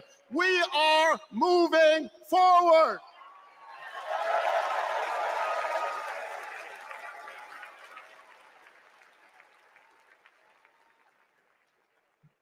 And so I'm inspired tonight. I'm inspired by all of you. I'm inspired by the resilience of an American spirit that has rebounded from the pandemic and is holding at bay the forces that are trying to divide us. And I'm inspired tonight by the memory of my late father, a preacher and a junk man. Monday through Friday, he lifted old broken cars and put them on the back of an old rig. But on Sunday morning, the man who lifted broken cars lifted broken people whom other people had discarded and told them that they were God's somebody.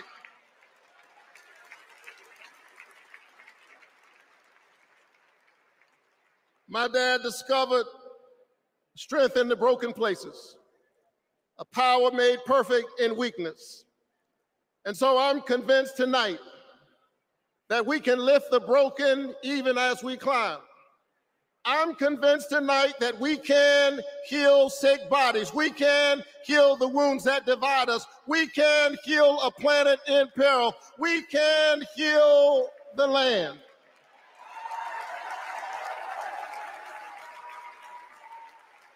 And in a strange way,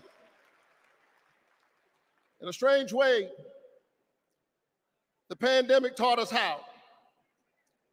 A contagious airborne disease means that I have a personal stake in the health of my neighbor. If she's sick, I may get sick also. Her health care is good for my health. I'm just trying to tell you that we are as close in our humanity as a cough. I need my neighbor's children to be okay so that my children will be okay. I need all of my neighbor's children to be okay. Poor inner city children in Atlanta and poor children of Appalachia. I need the poor children of Israel and the poor children of Gaza. I need Israelis and Palestinians. I need those in the Congo, those in Haiti, those in Ukraine. I need American children on both sides of the track to be okay. Because we are all God's children. And so let's stand together. Let's work together. Let's organize together. Let's pray together. Let's stand together. Let's heal the land. God bless you. Keep the faith and keep looking up.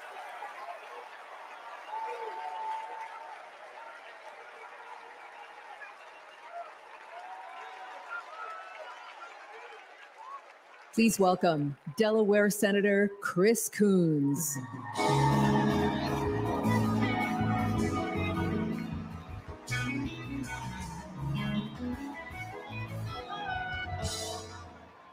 Good evening, folks. Good evening, America. Good evening, Chicago. Are there any Democrats in the room tonight? Folks, we are on the verge of making history. We are on the verge of an historic election. And I want to talk with you for just a few minutes about my dear friend, our president, Joe Biden. Joe Biden's mom had a saying: "You are defined by your courage, and you are redeemed by your loyalty." 4 years ago, I had the honor of helping introduce Joe Biden to our national convention. I spoke about Joe's faith, his love of family, his determination to restore the soul of our nation. Back in 2020, America was nearly flat on our back from a deadly pandemic, an economic collapse, and then in January, an assault on our democracy. All of this, because the drama and chaos of our former president had knocked us down. But folks, Joe Biden's courage, Joe Biden's faith in us, Joe Biden's determination to heal the soul of our nation gave us hope and gave us confidence. Someone who has himself been knocked down by life time and again. Joe Biden knows the grit and determination of the American people. He believed in us, and Joe Biden helped us get back up again.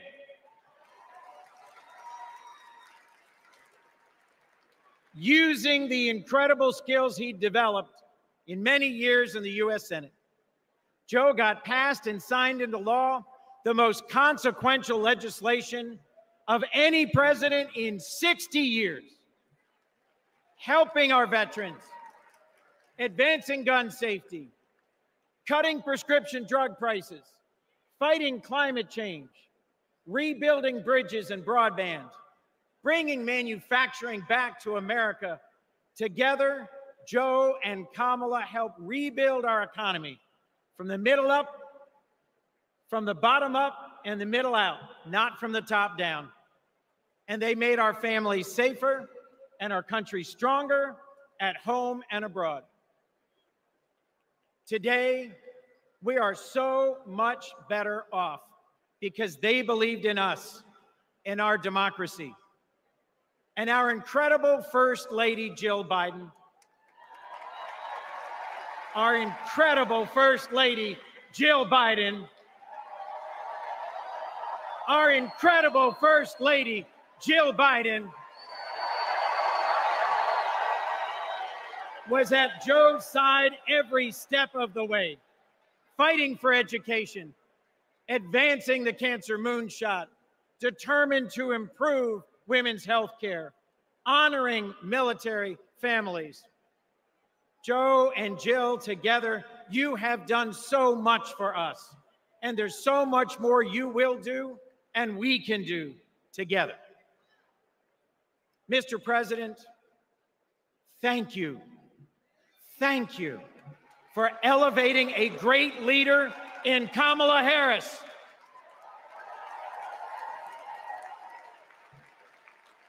Vice President Harris, thank you for choosing a great running mate with a heart for the middle class like yours in Sergeant, Congressman, Coach, Governor Tim Walz.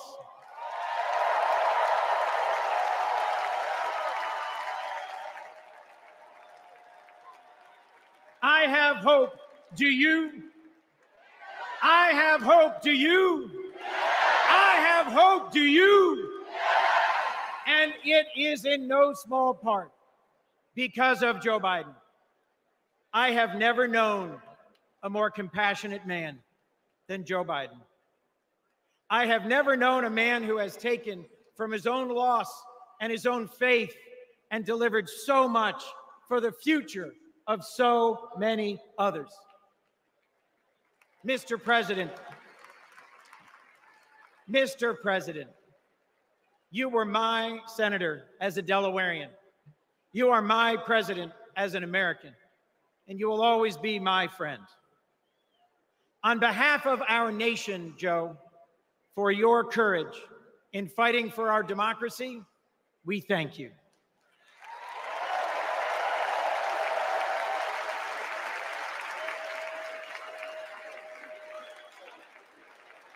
On behalf of our Democratic Party, for your loyalty in fighting for our democratic values, we thank you.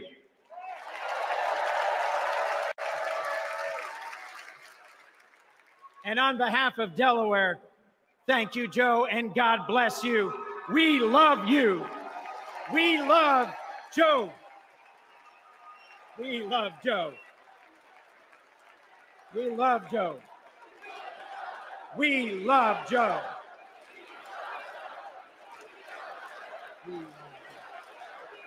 Thank you all. We love Joe. God bless you, and thank you very much.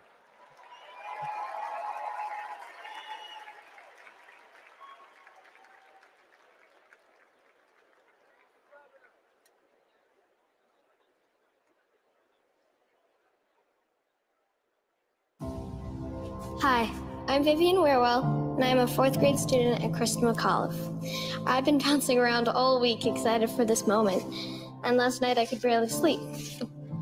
I remember the day that we heard that President Biden had won, and the whole neighborhood started celebrating.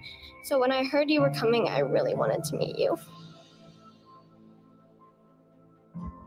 I adore you because you embrace change from my generation and the ones to come. I look up to you.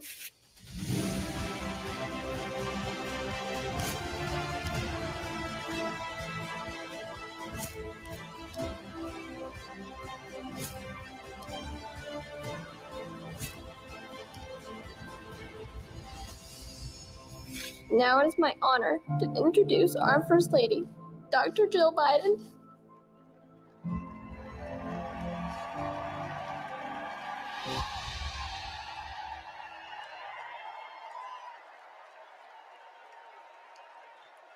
Please welcome First Lady of the United States, Jill Biden.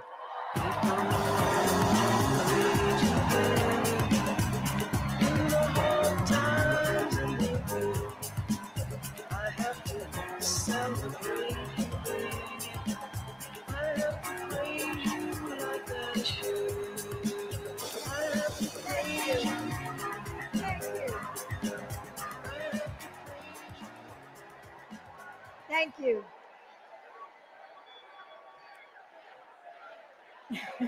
Thank you.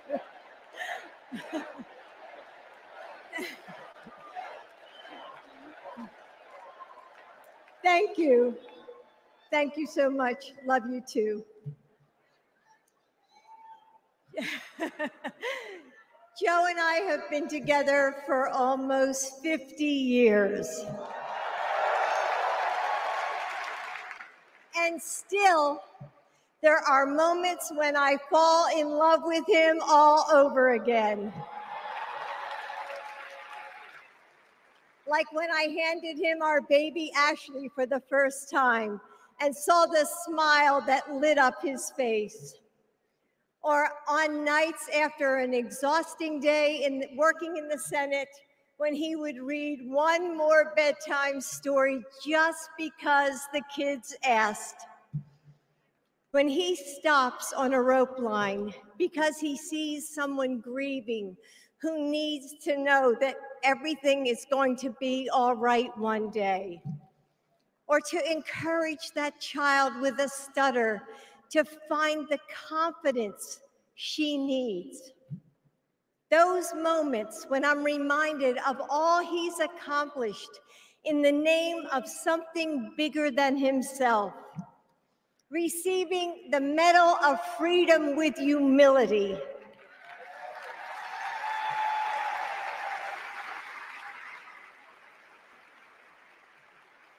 Placing his hand on our family Bible to take his oath of office. And weeks ago, when I saw him dig deep into his soul and decide to no longer seek re-election and endorse Kamala Harris.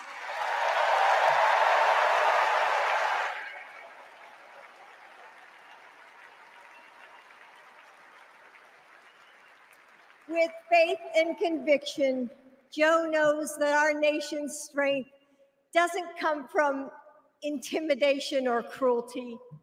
It comes from the small acts of kindness that heal deep wounds, from service to the communities that make us who we are, from love of a country that shines with promise and renewal. Kamala Harris knows that too.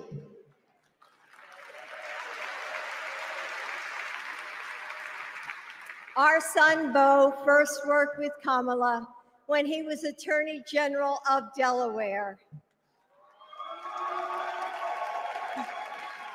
He told me at the dinner table one night, "Mom, she's special, someone to keep your eye on." And he was right. Joe and I know Kamala. We have seen her courage, her determination, and her leadership up close. Kamala and Tim, you will win.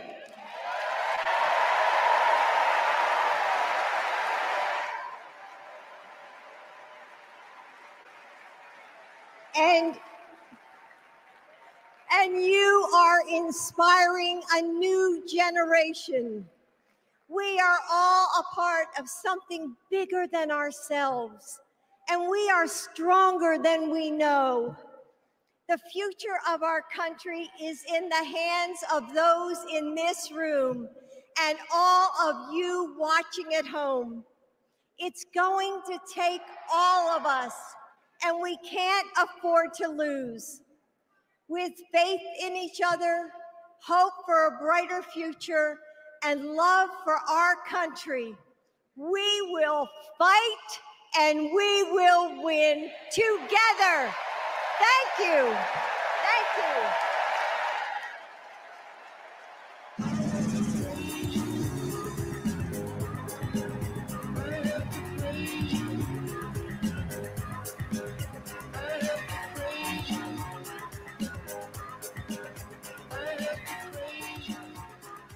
Please welcome first daughter, Ashley Biden.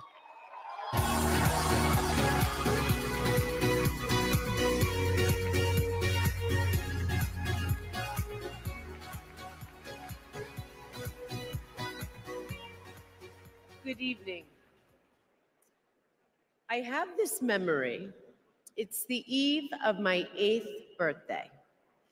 Dad is still in DC, tending to urgent matters in the Senate. That night, as a surprise, Mom told me, Beau, and Hunter to get in the car.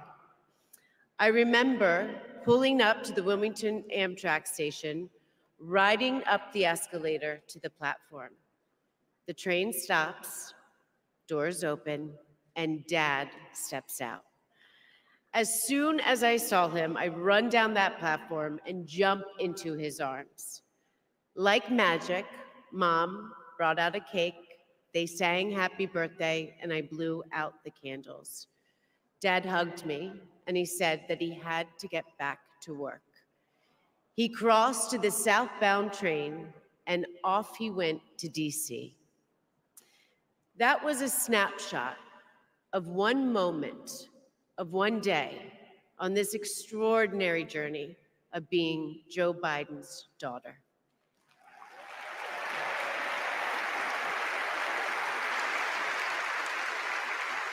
Joe Biden is the OG girl dad.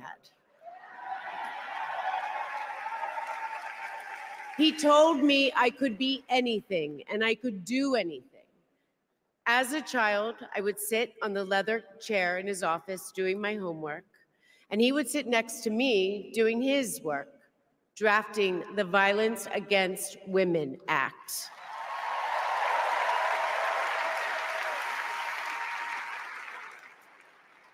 And he wasn't just a girl dad. I could see that he valued and trusted women.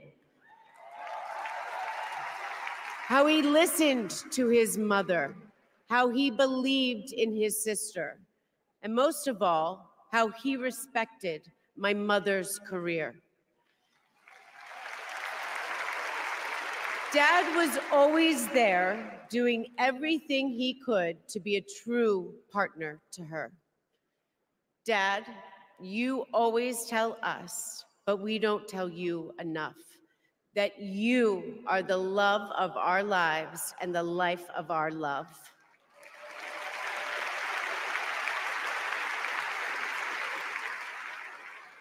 I had my wedding reception in my parents' backyard. At the time, my dad was vice president. But he was also that dad who literally set up the entire reception. He was riding around in his John Deere four-wheeler, fixing the place settings, arranging the plants, and by the way, he was very emotional. I thought that I would be a mess, but he was the one crying, and I was the one who had to comfort him. Before he walked me down the aisle, he turned to me and said that he would always be my best friend. All these years later, Dad, you are still my best friend. His example in service inspired my career. I'm a social worker in Philadelphia.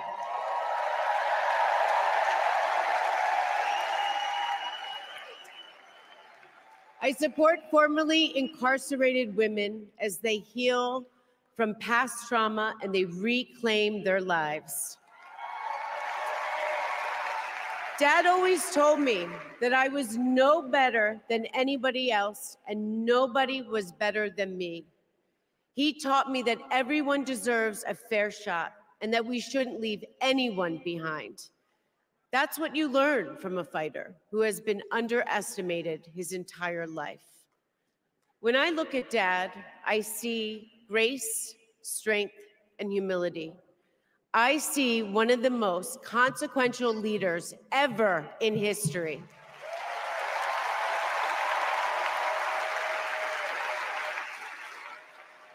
And I also know that he never stops thinking about you, about your dreams, about your dignity, about your opportunities, about your family. Dad knows that family is everything. When Hunter and I lost our brother Bo to cancer in 2015, the grief and the pain felt like it might never end. Dad had the capacity to step out of his own pain and absorb ours. And I know that Bo is here with us tonight, as he is always with us.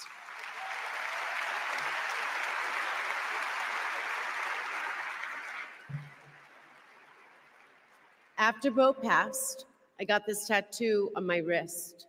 It says, "Courage, dear heart." A reminder to myself to keep going, to get back up, like my dad has always done. He has taught me that a courageous heart is a miraculous thing. A courageous heart can heal a family. A courageous heart can heal a nation, and maybe even the world. And now, this election requires the courageous hearts of all of us. In 2020, my dad selected Kamala Harris to beat Donald Trump. And he knows in 2024, she will beat Donald Trump again.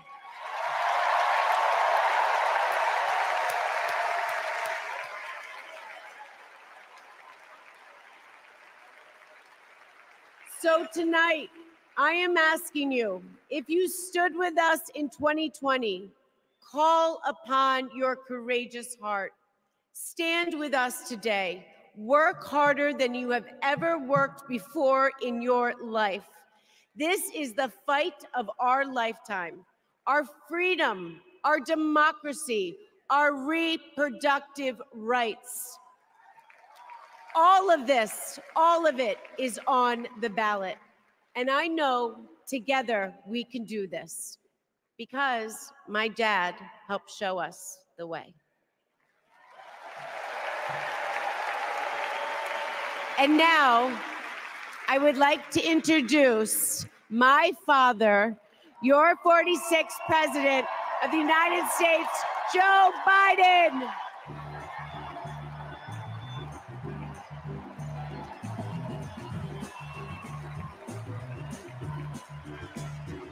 Your love lifted me higher than I've ever been lifted before. So keep it up, quench my desire, and I'll be at your side forevermore.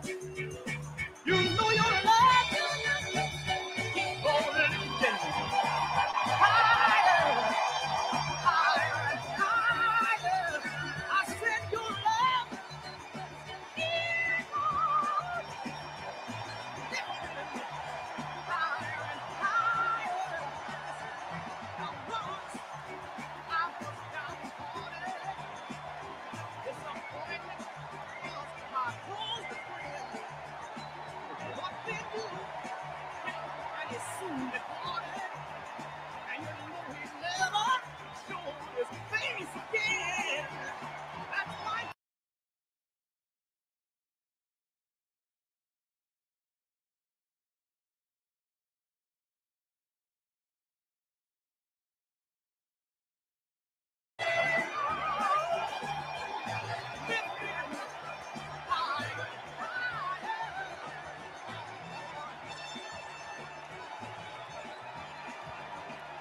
Thank you.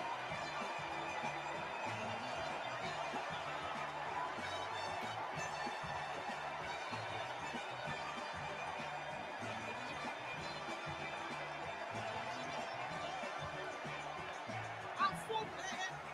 Thank you, thank you, thank you.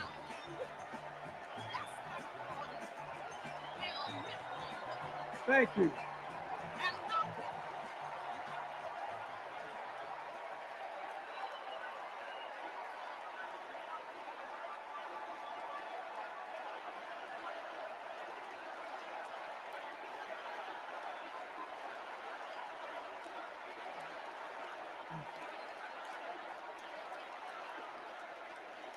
Thank you, thank you, thank you.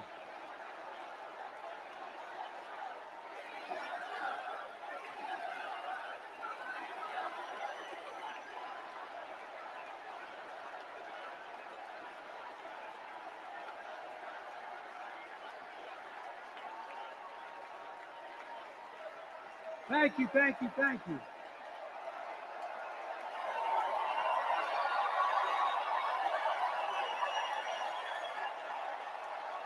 Thank you.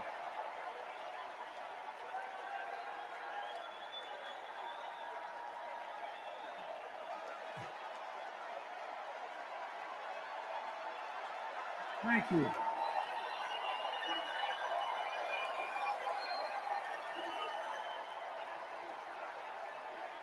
Thank you.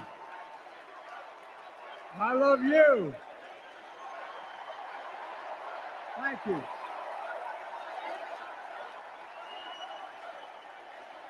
Thank you, thank you, thank you.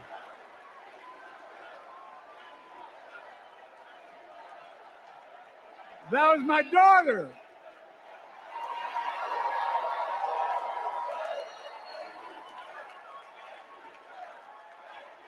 Thank you.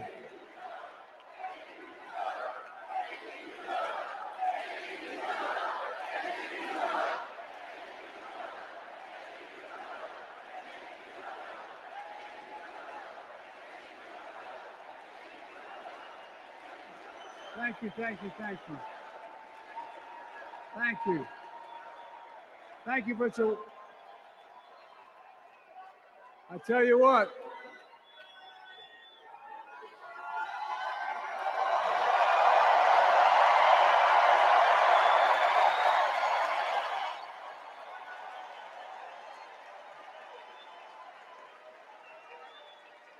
To my dearest daughter, Ashley, God love you, you're incredible. Thanks for that introduction and for being my courageous heart, along with Hunter and our entire family, and especially our rock, Jill.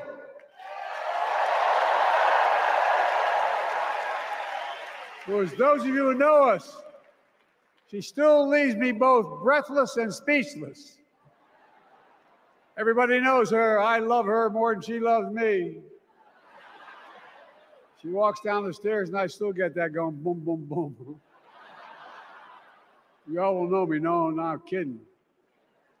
Let's give a special round of applause to our First Lady, Jill Biden.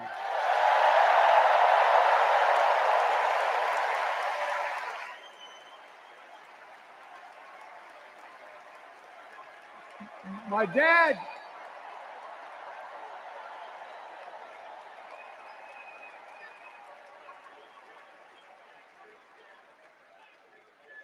dad used to have an expression, for real. He'd say, Joey, family is the beginning, the middle, and the end. And I love you all. Folks. And America, I love you.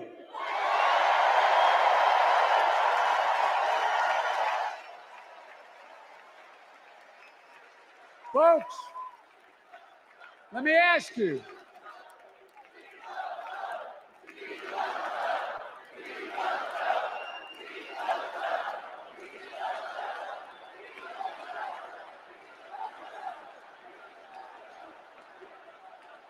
Let me ask you,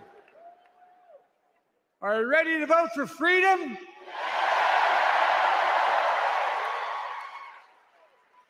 Are you ready to vote for democracy and for America?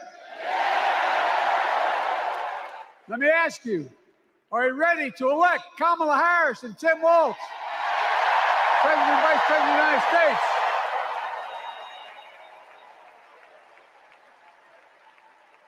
My fellow Democrats, my fellow Americans, nearly 4 years ago in winter, on the steps of the Capitol on a cold January day, I raised my right hand and I swore an oath to you and to God to preserve, protect, and defend the Constitution and to faithfully execute the office of the President of the United States. In front of me was the city surrounded by the National Guard. Behind me, a Capitol just 2 weeks before had been overrun by a violent mob. But I knew then, from the bottom of my heart, that I knew now, there is no place in America for political violence. None. You cannot say you love your country only when you win.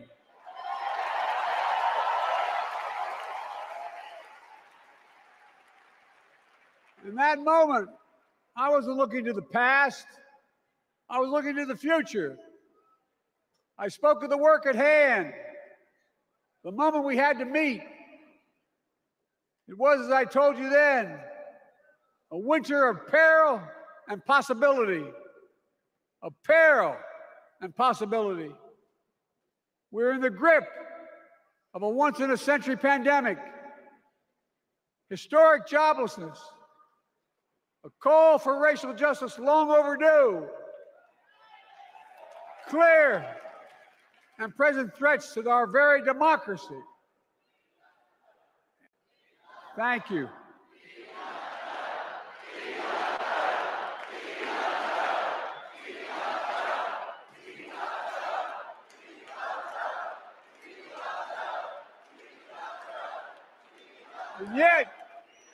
And yet I believed then, and I believe now, that progress was and is possible.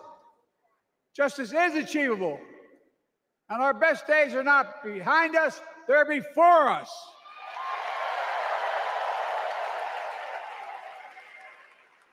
Now it's summer.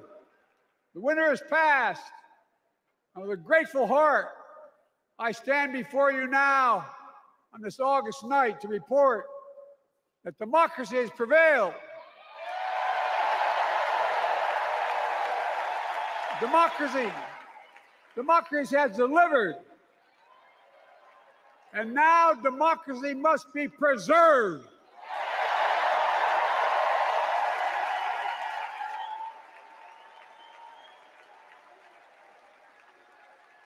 You've heard me say it before.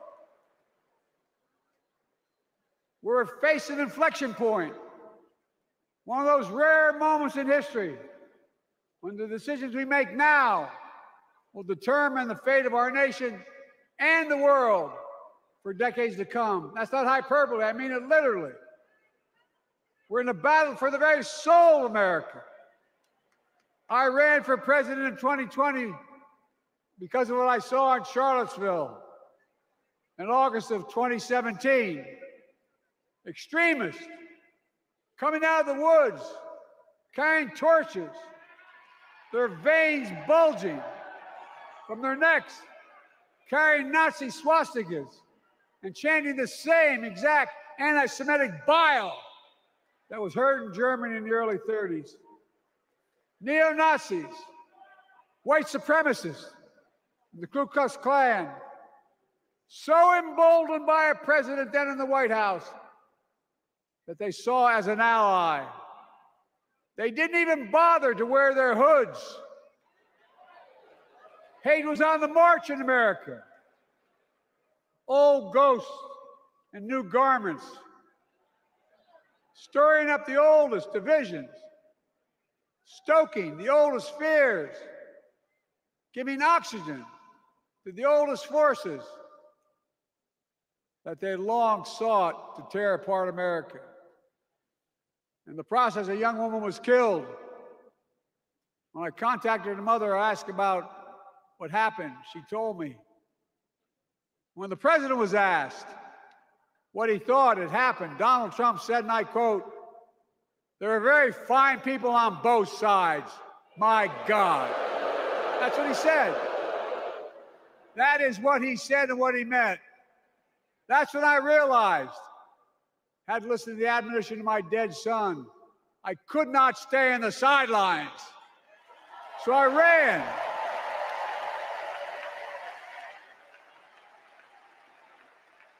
Because I had no intention of running again. I just lost part of my soul. But I ran with a deep conviction.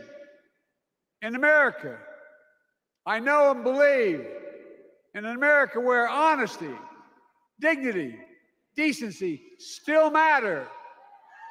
An America where everyone has a fair shot and hate has no safe harbor.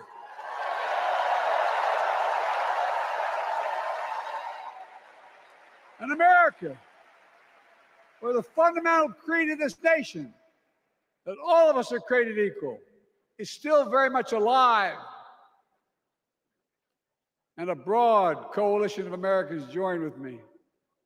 81 million voters voted for us, more than any time in all of history.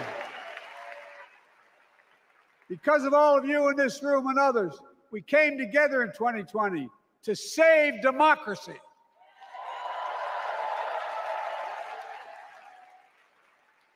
As your president, I've been determined to keep America moving forward, not going back, to stand against hate and violence in all its forms, to be a nation where we not only live with but thrive on diversity, demonizing no one, leaving no one behind, and becoming the nation that we profess to be. I also ran to rebuild the backbone of America, the middle class.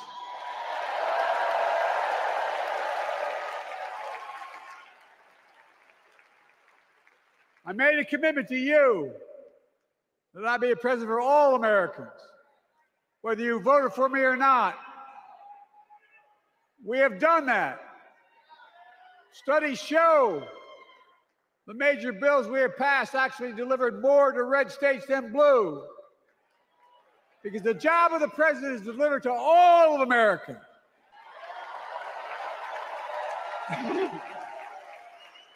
Because of you, and I'm not exaggerating, because of you, We've had one of the most extraordinary 4 years of progress ever, period.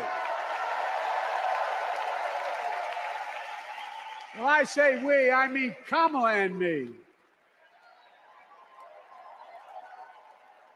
Just think about it. COVID no longer controls our lives. We've gone from economic crisis to the strongest economy in the entire world. Record 16 million new jobs. Record small business growth. Record high stock market. Record high 401ks. Wages up and inflation down, way down, and continuing to go down.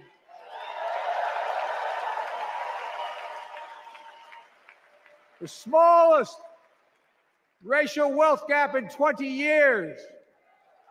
And yes, we both know we have more to do, but we're moving in the right direction. More Americans have peace of mind that comes from having health insurance. More Americans have health insurance today than ever before in American history.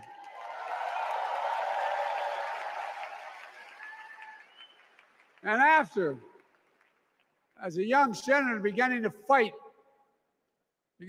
for 50 years to give Medicare the power to negotiate lower prescription drug prices, we finally beat Big Pharma.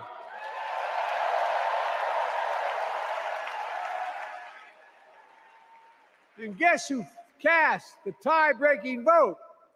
Vice President, soon-to-be President Kamala Harris.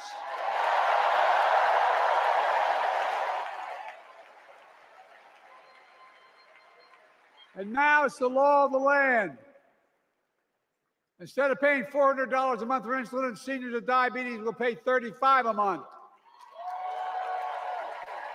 The law we passed already includes, starting in January, every senior's total prescription cost can be capped at $2,000 no matter how expensive the drugs they have. And what we don't focus on, and our Republican friends don't seem to understand, our reforms don't just save seniors money, they save the American taxpayers money. You know what we just passed saved? It saved $160 billion over the next decade. That's not hyperbole. It's because Medicare no longer has to pay those exorbitant prices to the Big Pharma. But look, well, thank you, Kamala, too. Look, folks, how can we have the strongest economy in the world without the best infrastructure in the world? Donald Trump promised Infrastructure Week every week for 4 years, and he never built a damn thing.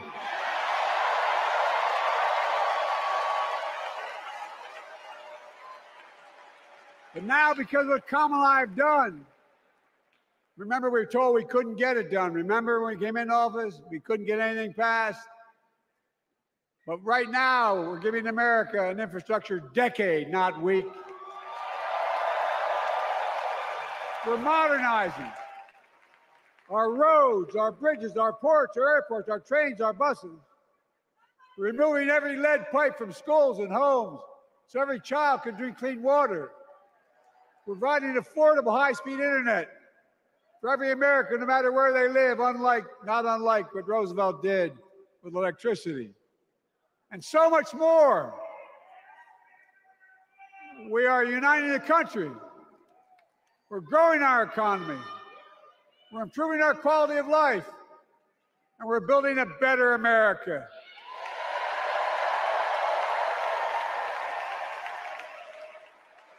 Because that's who we are. How can we be the strongest nation in the world without leading the world in science and technology? After years of importing 90% of our semiconductor chips from abroad, which America invented those chips. Our Chips and Science Act meant that private companies from around the world are now investing literally tens of billions of dollars to build new chip factories right here in America.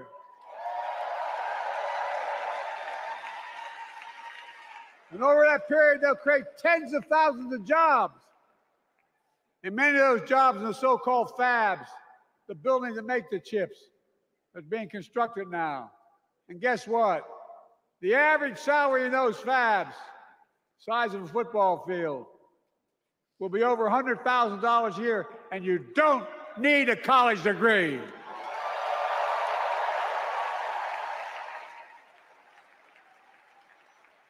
Because of you and so many electeds out there, American manufacturing is back. Where the hell to say we wouldn't lead the world in manufacturing? 800,000 new manufacturing jobs.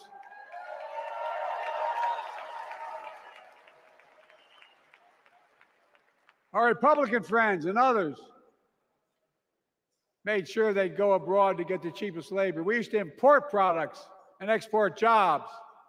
Now we export American products and create American jobs right here in America, where jobs belong. With every new job, with every new factory, pride and hope is being brought back to communities throughout the country that were left behind. You know you're from them, many of you. You know what it's like when that factory closed, where your mother, your father, your grandmother, grandfather worked. And now you're back, providing once again, proving that Wall Street didn't build America, the middle class built America, and unions built the middle class.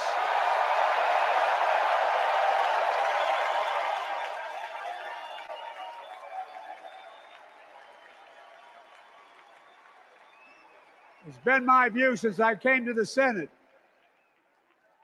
And that's why I'm proud to have been the first president to walk a picket line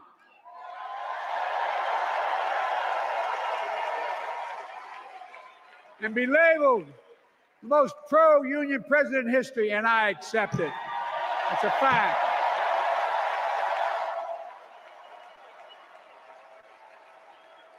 Because when unions do well, we all do well.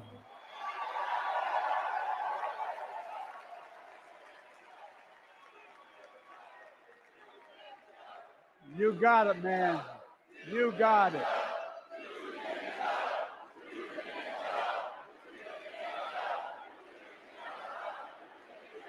I agree. I'm proud.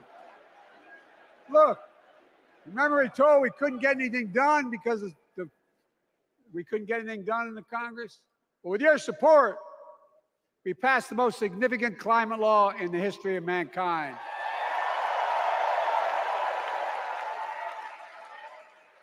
For $370 billion. Cutting carbon emissions in half by 2030. Launching a climate corps, similar to AmeriCorps and Peace Corps, creating tens of thousands of jobs for young people of the future who are going to make sure this continues. Creating hundreds of thousands of jobs in clean energy for American workers, including the IBEW installing 500,000 charging stations all across America. And in the process, reducing carbon emissions. And we're seeing it. We're seeing to it that the first beneficiaries of environmental initiatives are those fence-line communities that have been smothered by the legacy of pollution. Louisiana and Delaware, Route 9, all the factories, all those chemical factories are right next to the poorest neighborhoods. They're the ones we're going to bring back.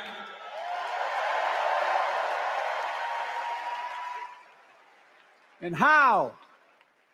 How can we be the greatest nation in the world without the best education system in the world?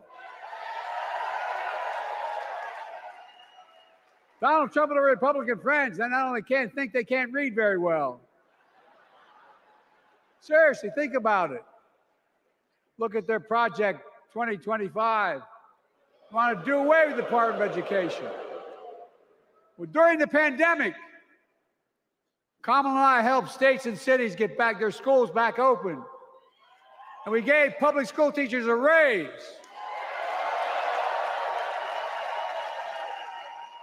We created apprenticeships with businesses and communities, putting students on a path to a good paying job, whether or not they go to college. And by the way, we're making college a hell of a lot more affordable. Increasing Pell Grants by $900. Over $15 billion to HBCUs. Minority service education, including Hispanic institutions and tribal colleges.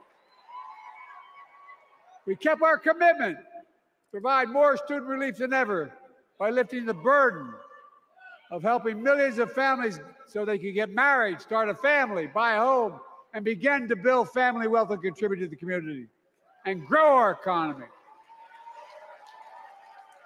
It's not costing us, it's creating more wealth.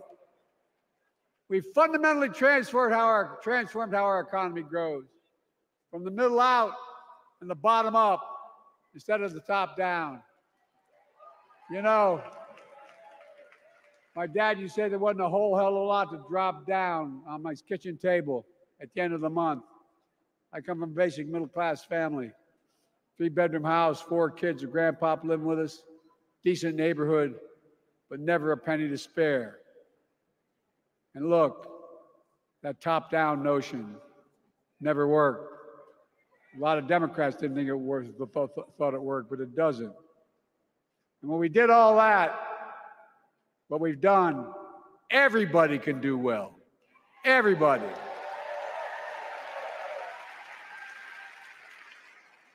Donald Trump calls America a failing nation. No, I'm serious. But think about this. Think about this. He publicly says to the whole world, I'm going to say something outrageous. I know more foreign leaders by their first names and know them well than anybody alive. Just because I'm so damn old. But I'm not joking. Think of the message he sends around the world when he talks about America being a failing nation. He says we're losing.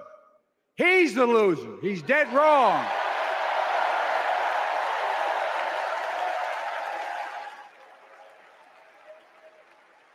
Many of you are very successful people who travel the world.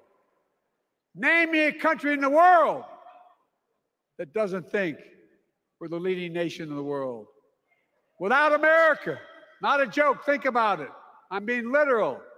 Who could lead the world other than the United States of America? Well, guess what? America's winning, and the world's better off for it.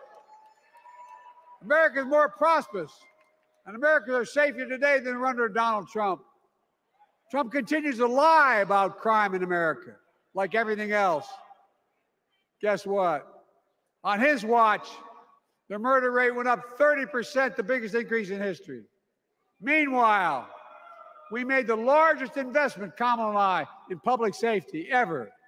Now, the murder rate is falling faster than any time in history. Violent crime has dropped to the lowest level of more than 50 years. And crime will keep coming down when we put a prosecutor in the Oval Office instead of a convicted felon.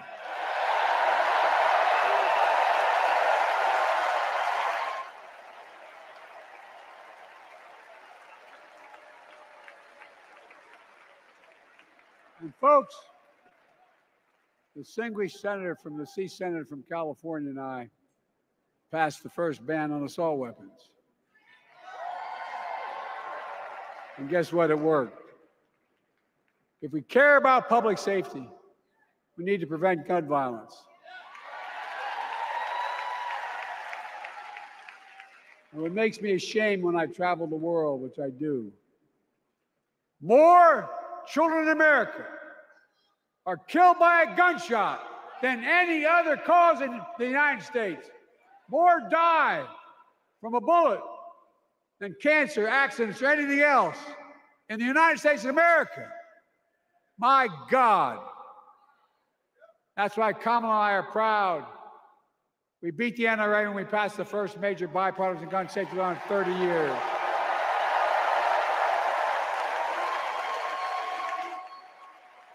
I'm serious. That comes from here. And now it's time to ban assault weapons again.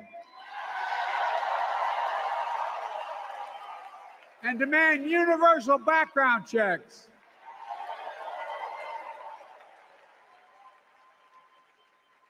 It's hard.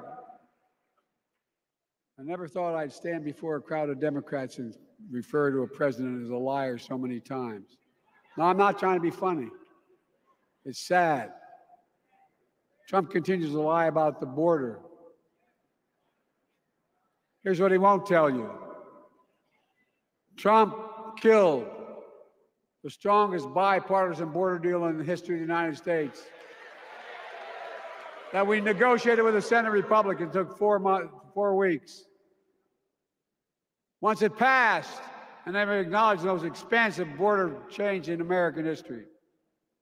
He called senators to say, don't support the bipartisan bill, because he said it would help me politically and hurt him politically.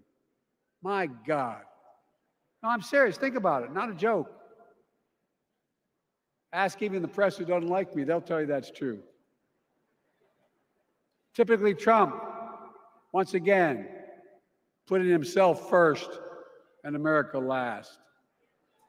Then I had to take executive action. The result of the executive action I took, border encounters have dropped over 50%. In fact, there are fewer border crossings today than when Donald Trump left office. And unlike Trump, we will not demonize immigrants, saying they're the poison of blood of America. Poison the blood of our country. Kamala and I are committed to strengthening legal immigration, including protecting dreamers and more.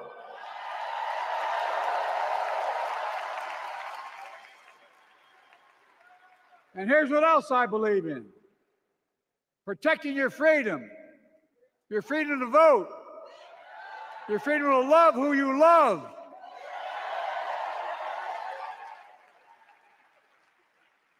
And your freedom to choose.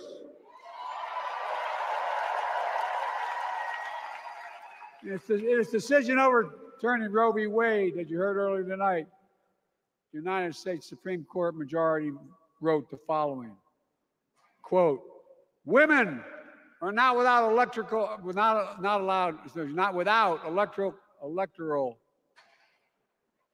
or political power.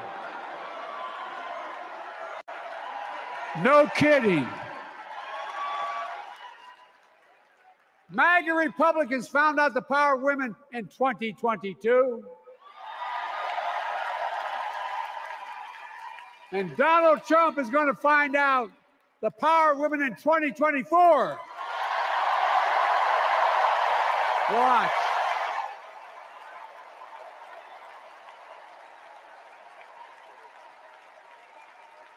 And where Trump and his mega Republican right-wingers seek to erase history, we Democrats continue to write history and make more history.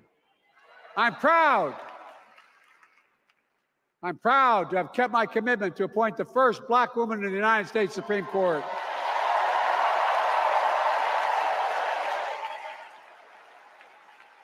Ketanji Brown Jackson, a symbol for every young woman in America that you can do anything. I'm proud that I've kept my commitment to have an administration that looks like America and that taps in to the full talent of our nation. The most diverse cabinet in history, including the first black woman in South Asian descent to serve as vice president. And will soon serve as the 47th president of the United States.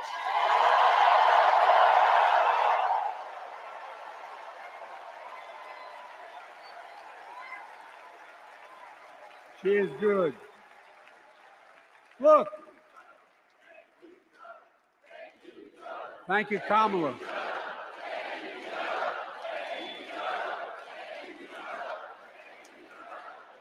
Folks, I've long said we have many obligations as a nation. But I got in trouble years ago for saying I'd make no apologies.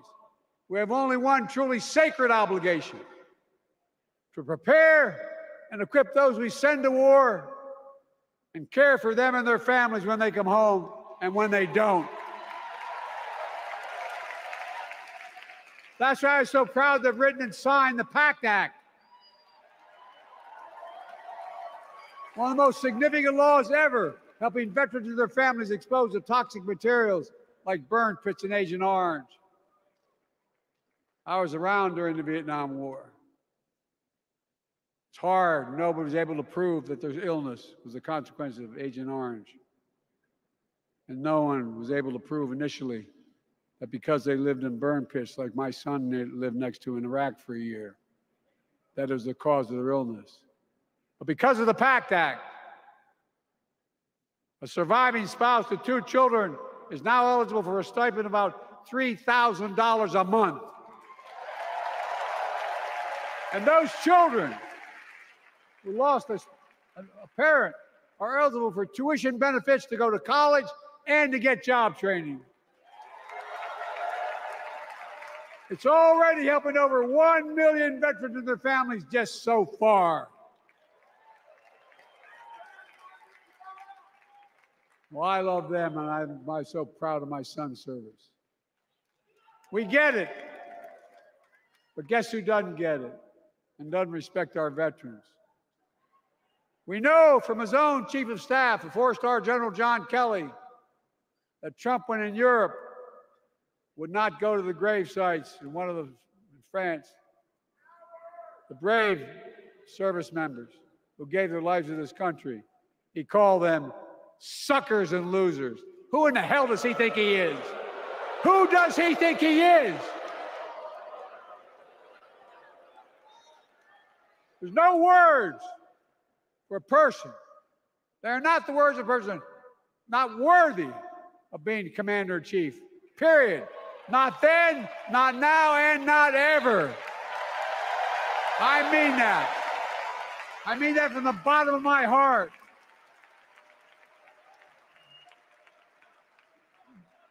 Just as no commander-in-chief should ever bow down to a dictator, the way Trump bows down to Putin.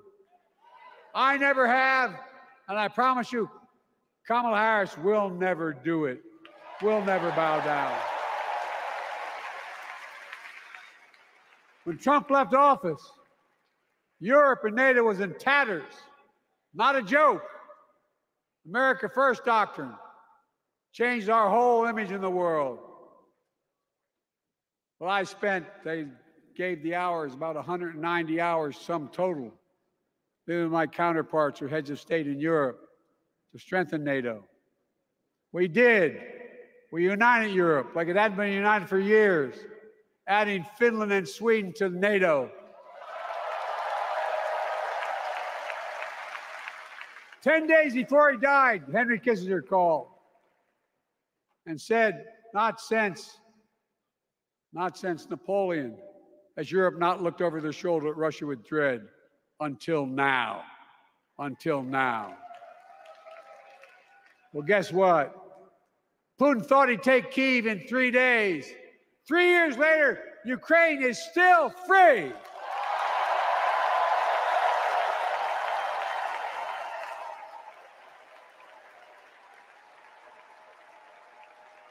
When I came to office, the conventional wisdom was that China would inevitably surpass the United States.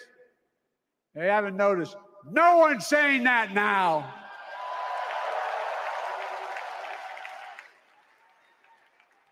And we'll keep working to bring hostages home and end the war in Gaza and bring peace and security to the Middle East.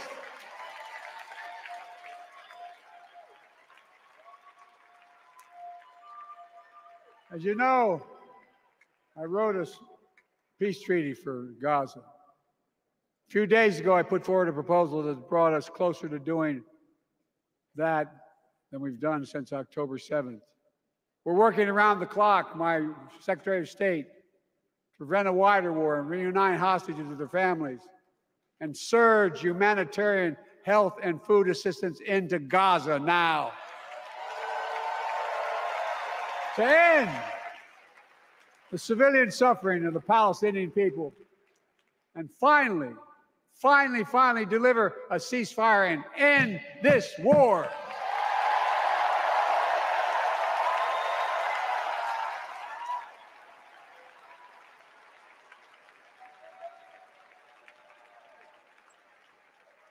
Those protesters out in the street, they have a point. A lot of innocent people are being killed on both sides. Just as we worked around the clock to bring home wrongfully detained Americans and others from Russia in one of the most complicated swaps in history, but they're home. Kamala and I are going to keep working to bring all Americans wrongfully detained around the world home. I mean it. Folks, I've got 5 months left in my presidency. I've got a lot to do. I intend to get it done.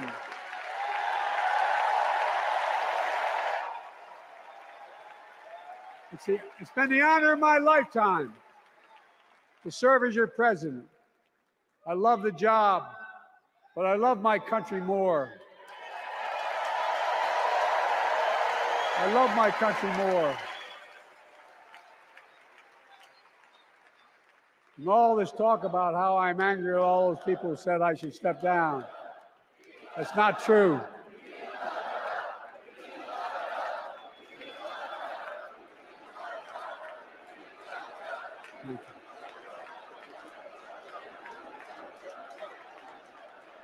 I love my country more, and we need to preserve our democracy.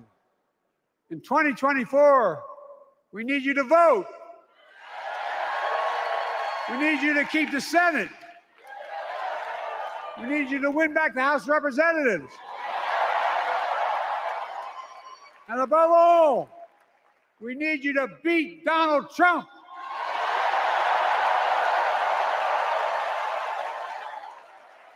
And elect Kamala and Tim, President and Vice President of the United States of America. Look, they'll continue to lead America forward, creating more jobs, standing up for workers, growing the economy, lower the cost to American families so they just have a little more breathing room. We've made incredible progress, but we have more work to do. And Kamala and Tim will continue to take on corporate greed and bring down cost of food. They'll keep taking on Big Pharma, making insulin $35 a month, not just for seniors, but for everyone in America. And capping prescription drug costs at a total of $2,000, not just for seniors, but for everyone. And folks, that's going to save America again tens of billions of dollars. Folks, they'll make housing more affordable, building 3 million new homes, providing $25,000 down payment assistance for the first-time home buyer, more than the 10 we approved. Donald Trump wants a new tax on imported goods, food, gas, clothing, and more. You know what that will cost the average family, according to the experts? $3,900 a year in a tax. No, that's a fact. Kamala and Tim will make the child care tax credit permanent.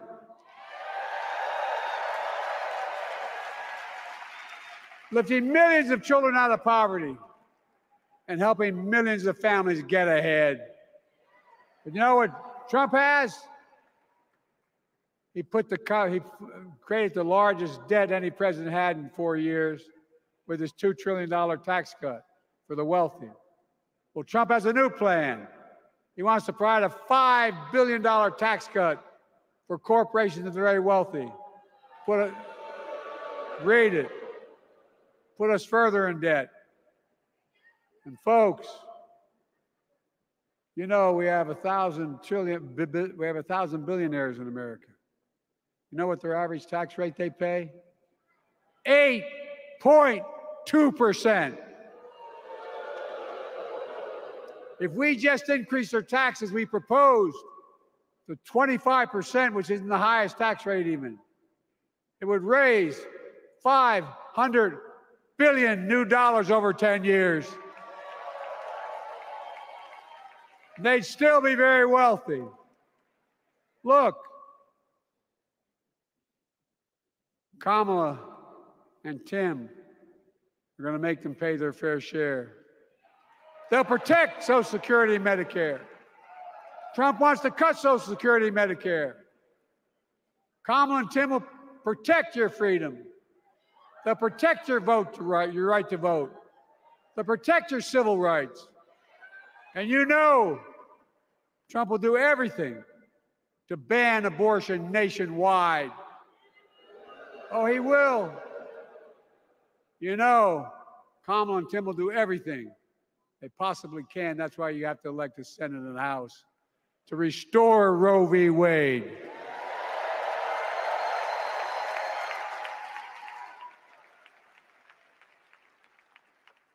The ancient Greeks taught us that character is destiny. Character is destiny. For me and Jill, we know Kamala and Doug are people of character. It's been our honor to serve alongside them. And we know that Tim and Gwen Waltz are also people of great character. Selecting Kamala was the very first decision I made when I became our nominee. And it was the best decision I made my whole career.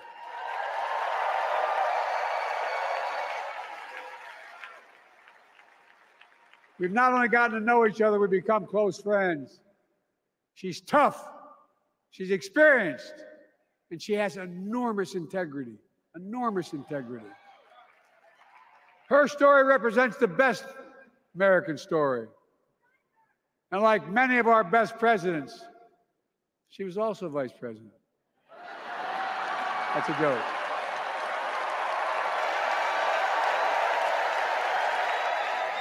But she'll be a president our children can look up to. She'll be a president respected by world leaders because she already is. She'll be a president we can all be proud of.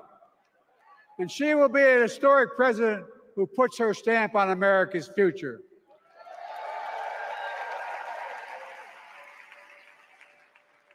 This will be the first presidential election since January 6th. On that day, we almost lost everything about who we are as a country. And that threat, this is not hyperbole, that threat is still very much alive. Donald Trump says he will refuse to accept the election result if he loses again. Think about that. He means it. Think about that. He's promising a bloodbath if he loses, in his words. And that he'll be a dictator on day one, in his own words. By the way, this sucker means it. No, I'm not joking. Think about it. Anybody else said that in the past, you'd think he was crazy. He is crazy, but you'd think it was an exaggeration, but he means it. We can't let that happen. Folks, all of us carry a special obligation. Independents, Republicans, Democrats. We saved democracy in 2020, and now we must save it again in 2024.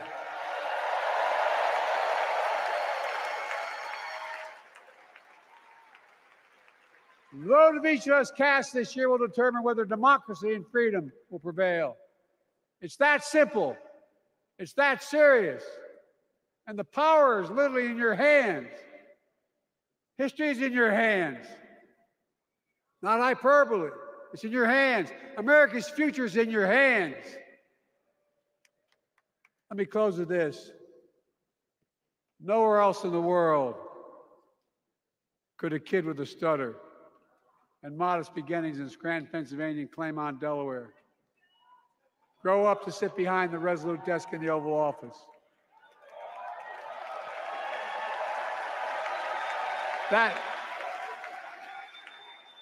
That's because America is and always has been a nation of possibilities. Possibilities. We must never lose that. Never. Kamala and Tim understand that this nation must continue to be a place of possibilities, not just for the few of us, but for all of us. So join me in promising your whole heart to this effort, and where my heart will be. I promise I'll be the best volunteer Harrison Waltz has Cam ever seen.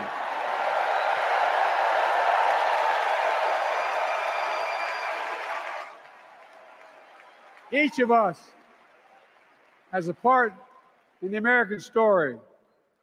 For me and my family, there's a song that means a lot to us, that captures the best of who we are as a nation. The song is called American Anthem. There's one verse that stands out, and I can't sing worth a damn, so I'm not going to try. I'll just quote it. The work and prayers of centuries have brought us to this day. What shall our legacy be? What will our children say? Let me know in my heart when my days are through. America, America, I gave my best to you.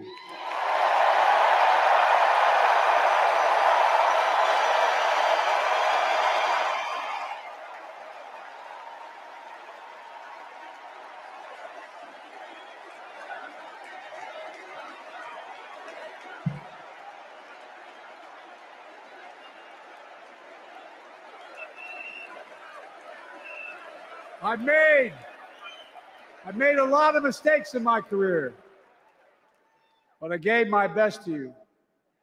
For 50 years, like many of you, I've given my heart and soul to our nation. And I've been blessed a million times in return with the support of the American people. I've either been too young to be in the Senate because I wasn't 30 yet, and too old to stay as president. But I hope you know how grateful I am to all of you. I can honestly say, and I mean this from the bottom, give you my word as a Biden, I can honestly say I'm more optimistic about the future than I was when I was elected as a 29-year-old United States Senator. I mean it. Folks, we just have to remember who we are. We're the United States of America.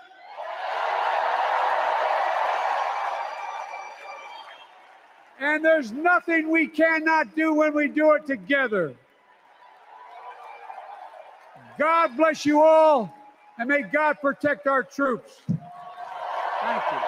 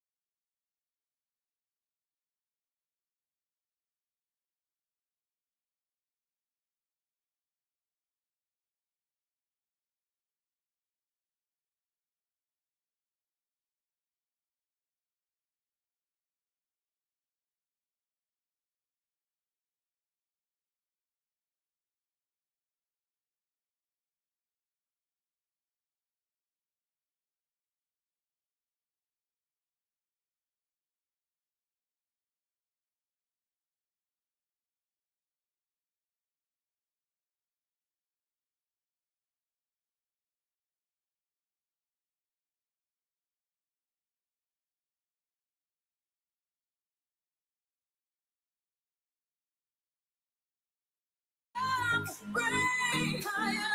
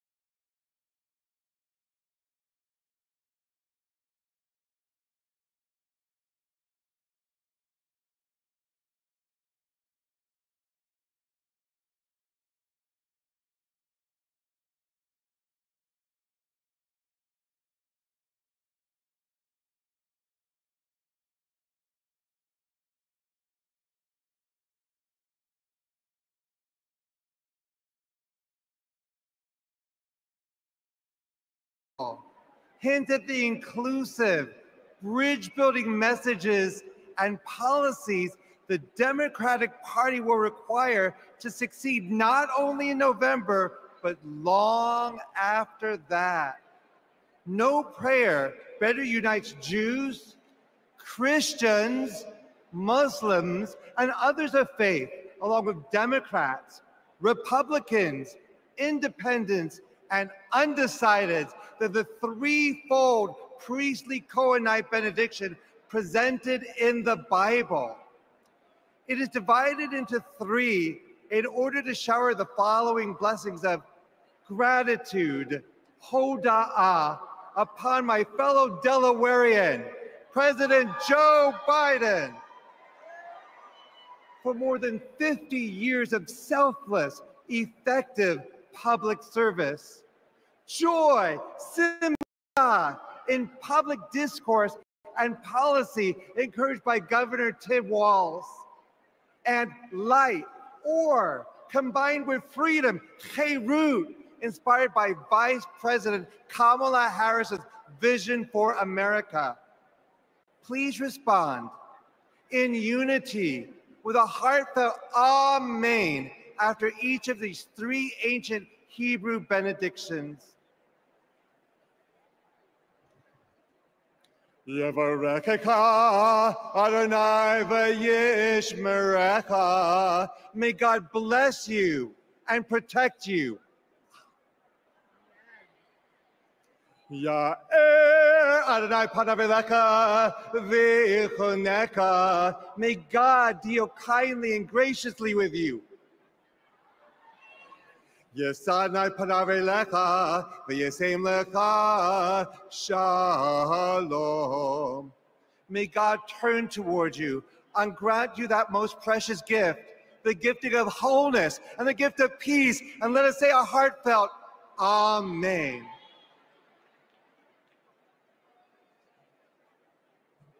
Most gracious, kind, and loving God, we thank you for this tremendous gathering of people invested in our nation's progress.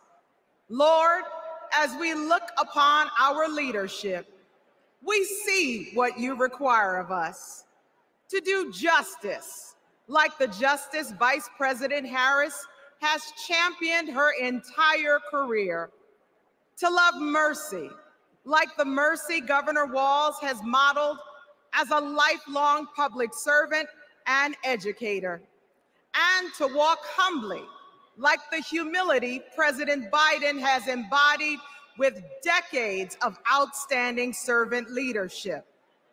Oh God, as we strive to work for the people, we pray you will unite our nation.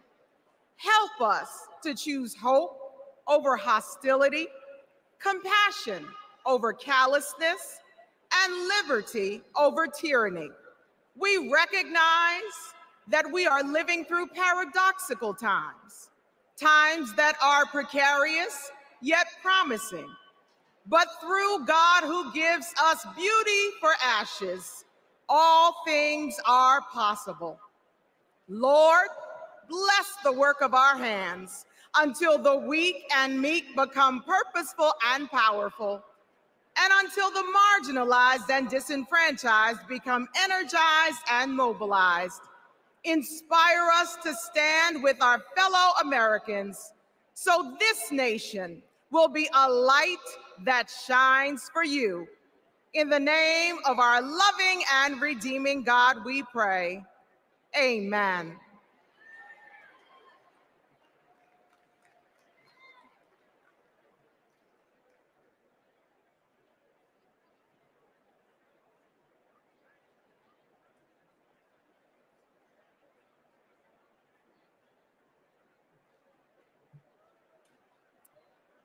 Night one of the Democratic National Convention has officially come to an end. What an incredible day. Thank you, President Biden, from the bottom of my heart. You have restored the soul of our nation. You have given us all hope. The chair will now entertain a motion to recess our convention until Tuesday, August 20th at 6 p.m. Is there a second? All in favor, please signify by saying aye. All opposed? The ayes have it. We'll see you tomorrow night, everybody.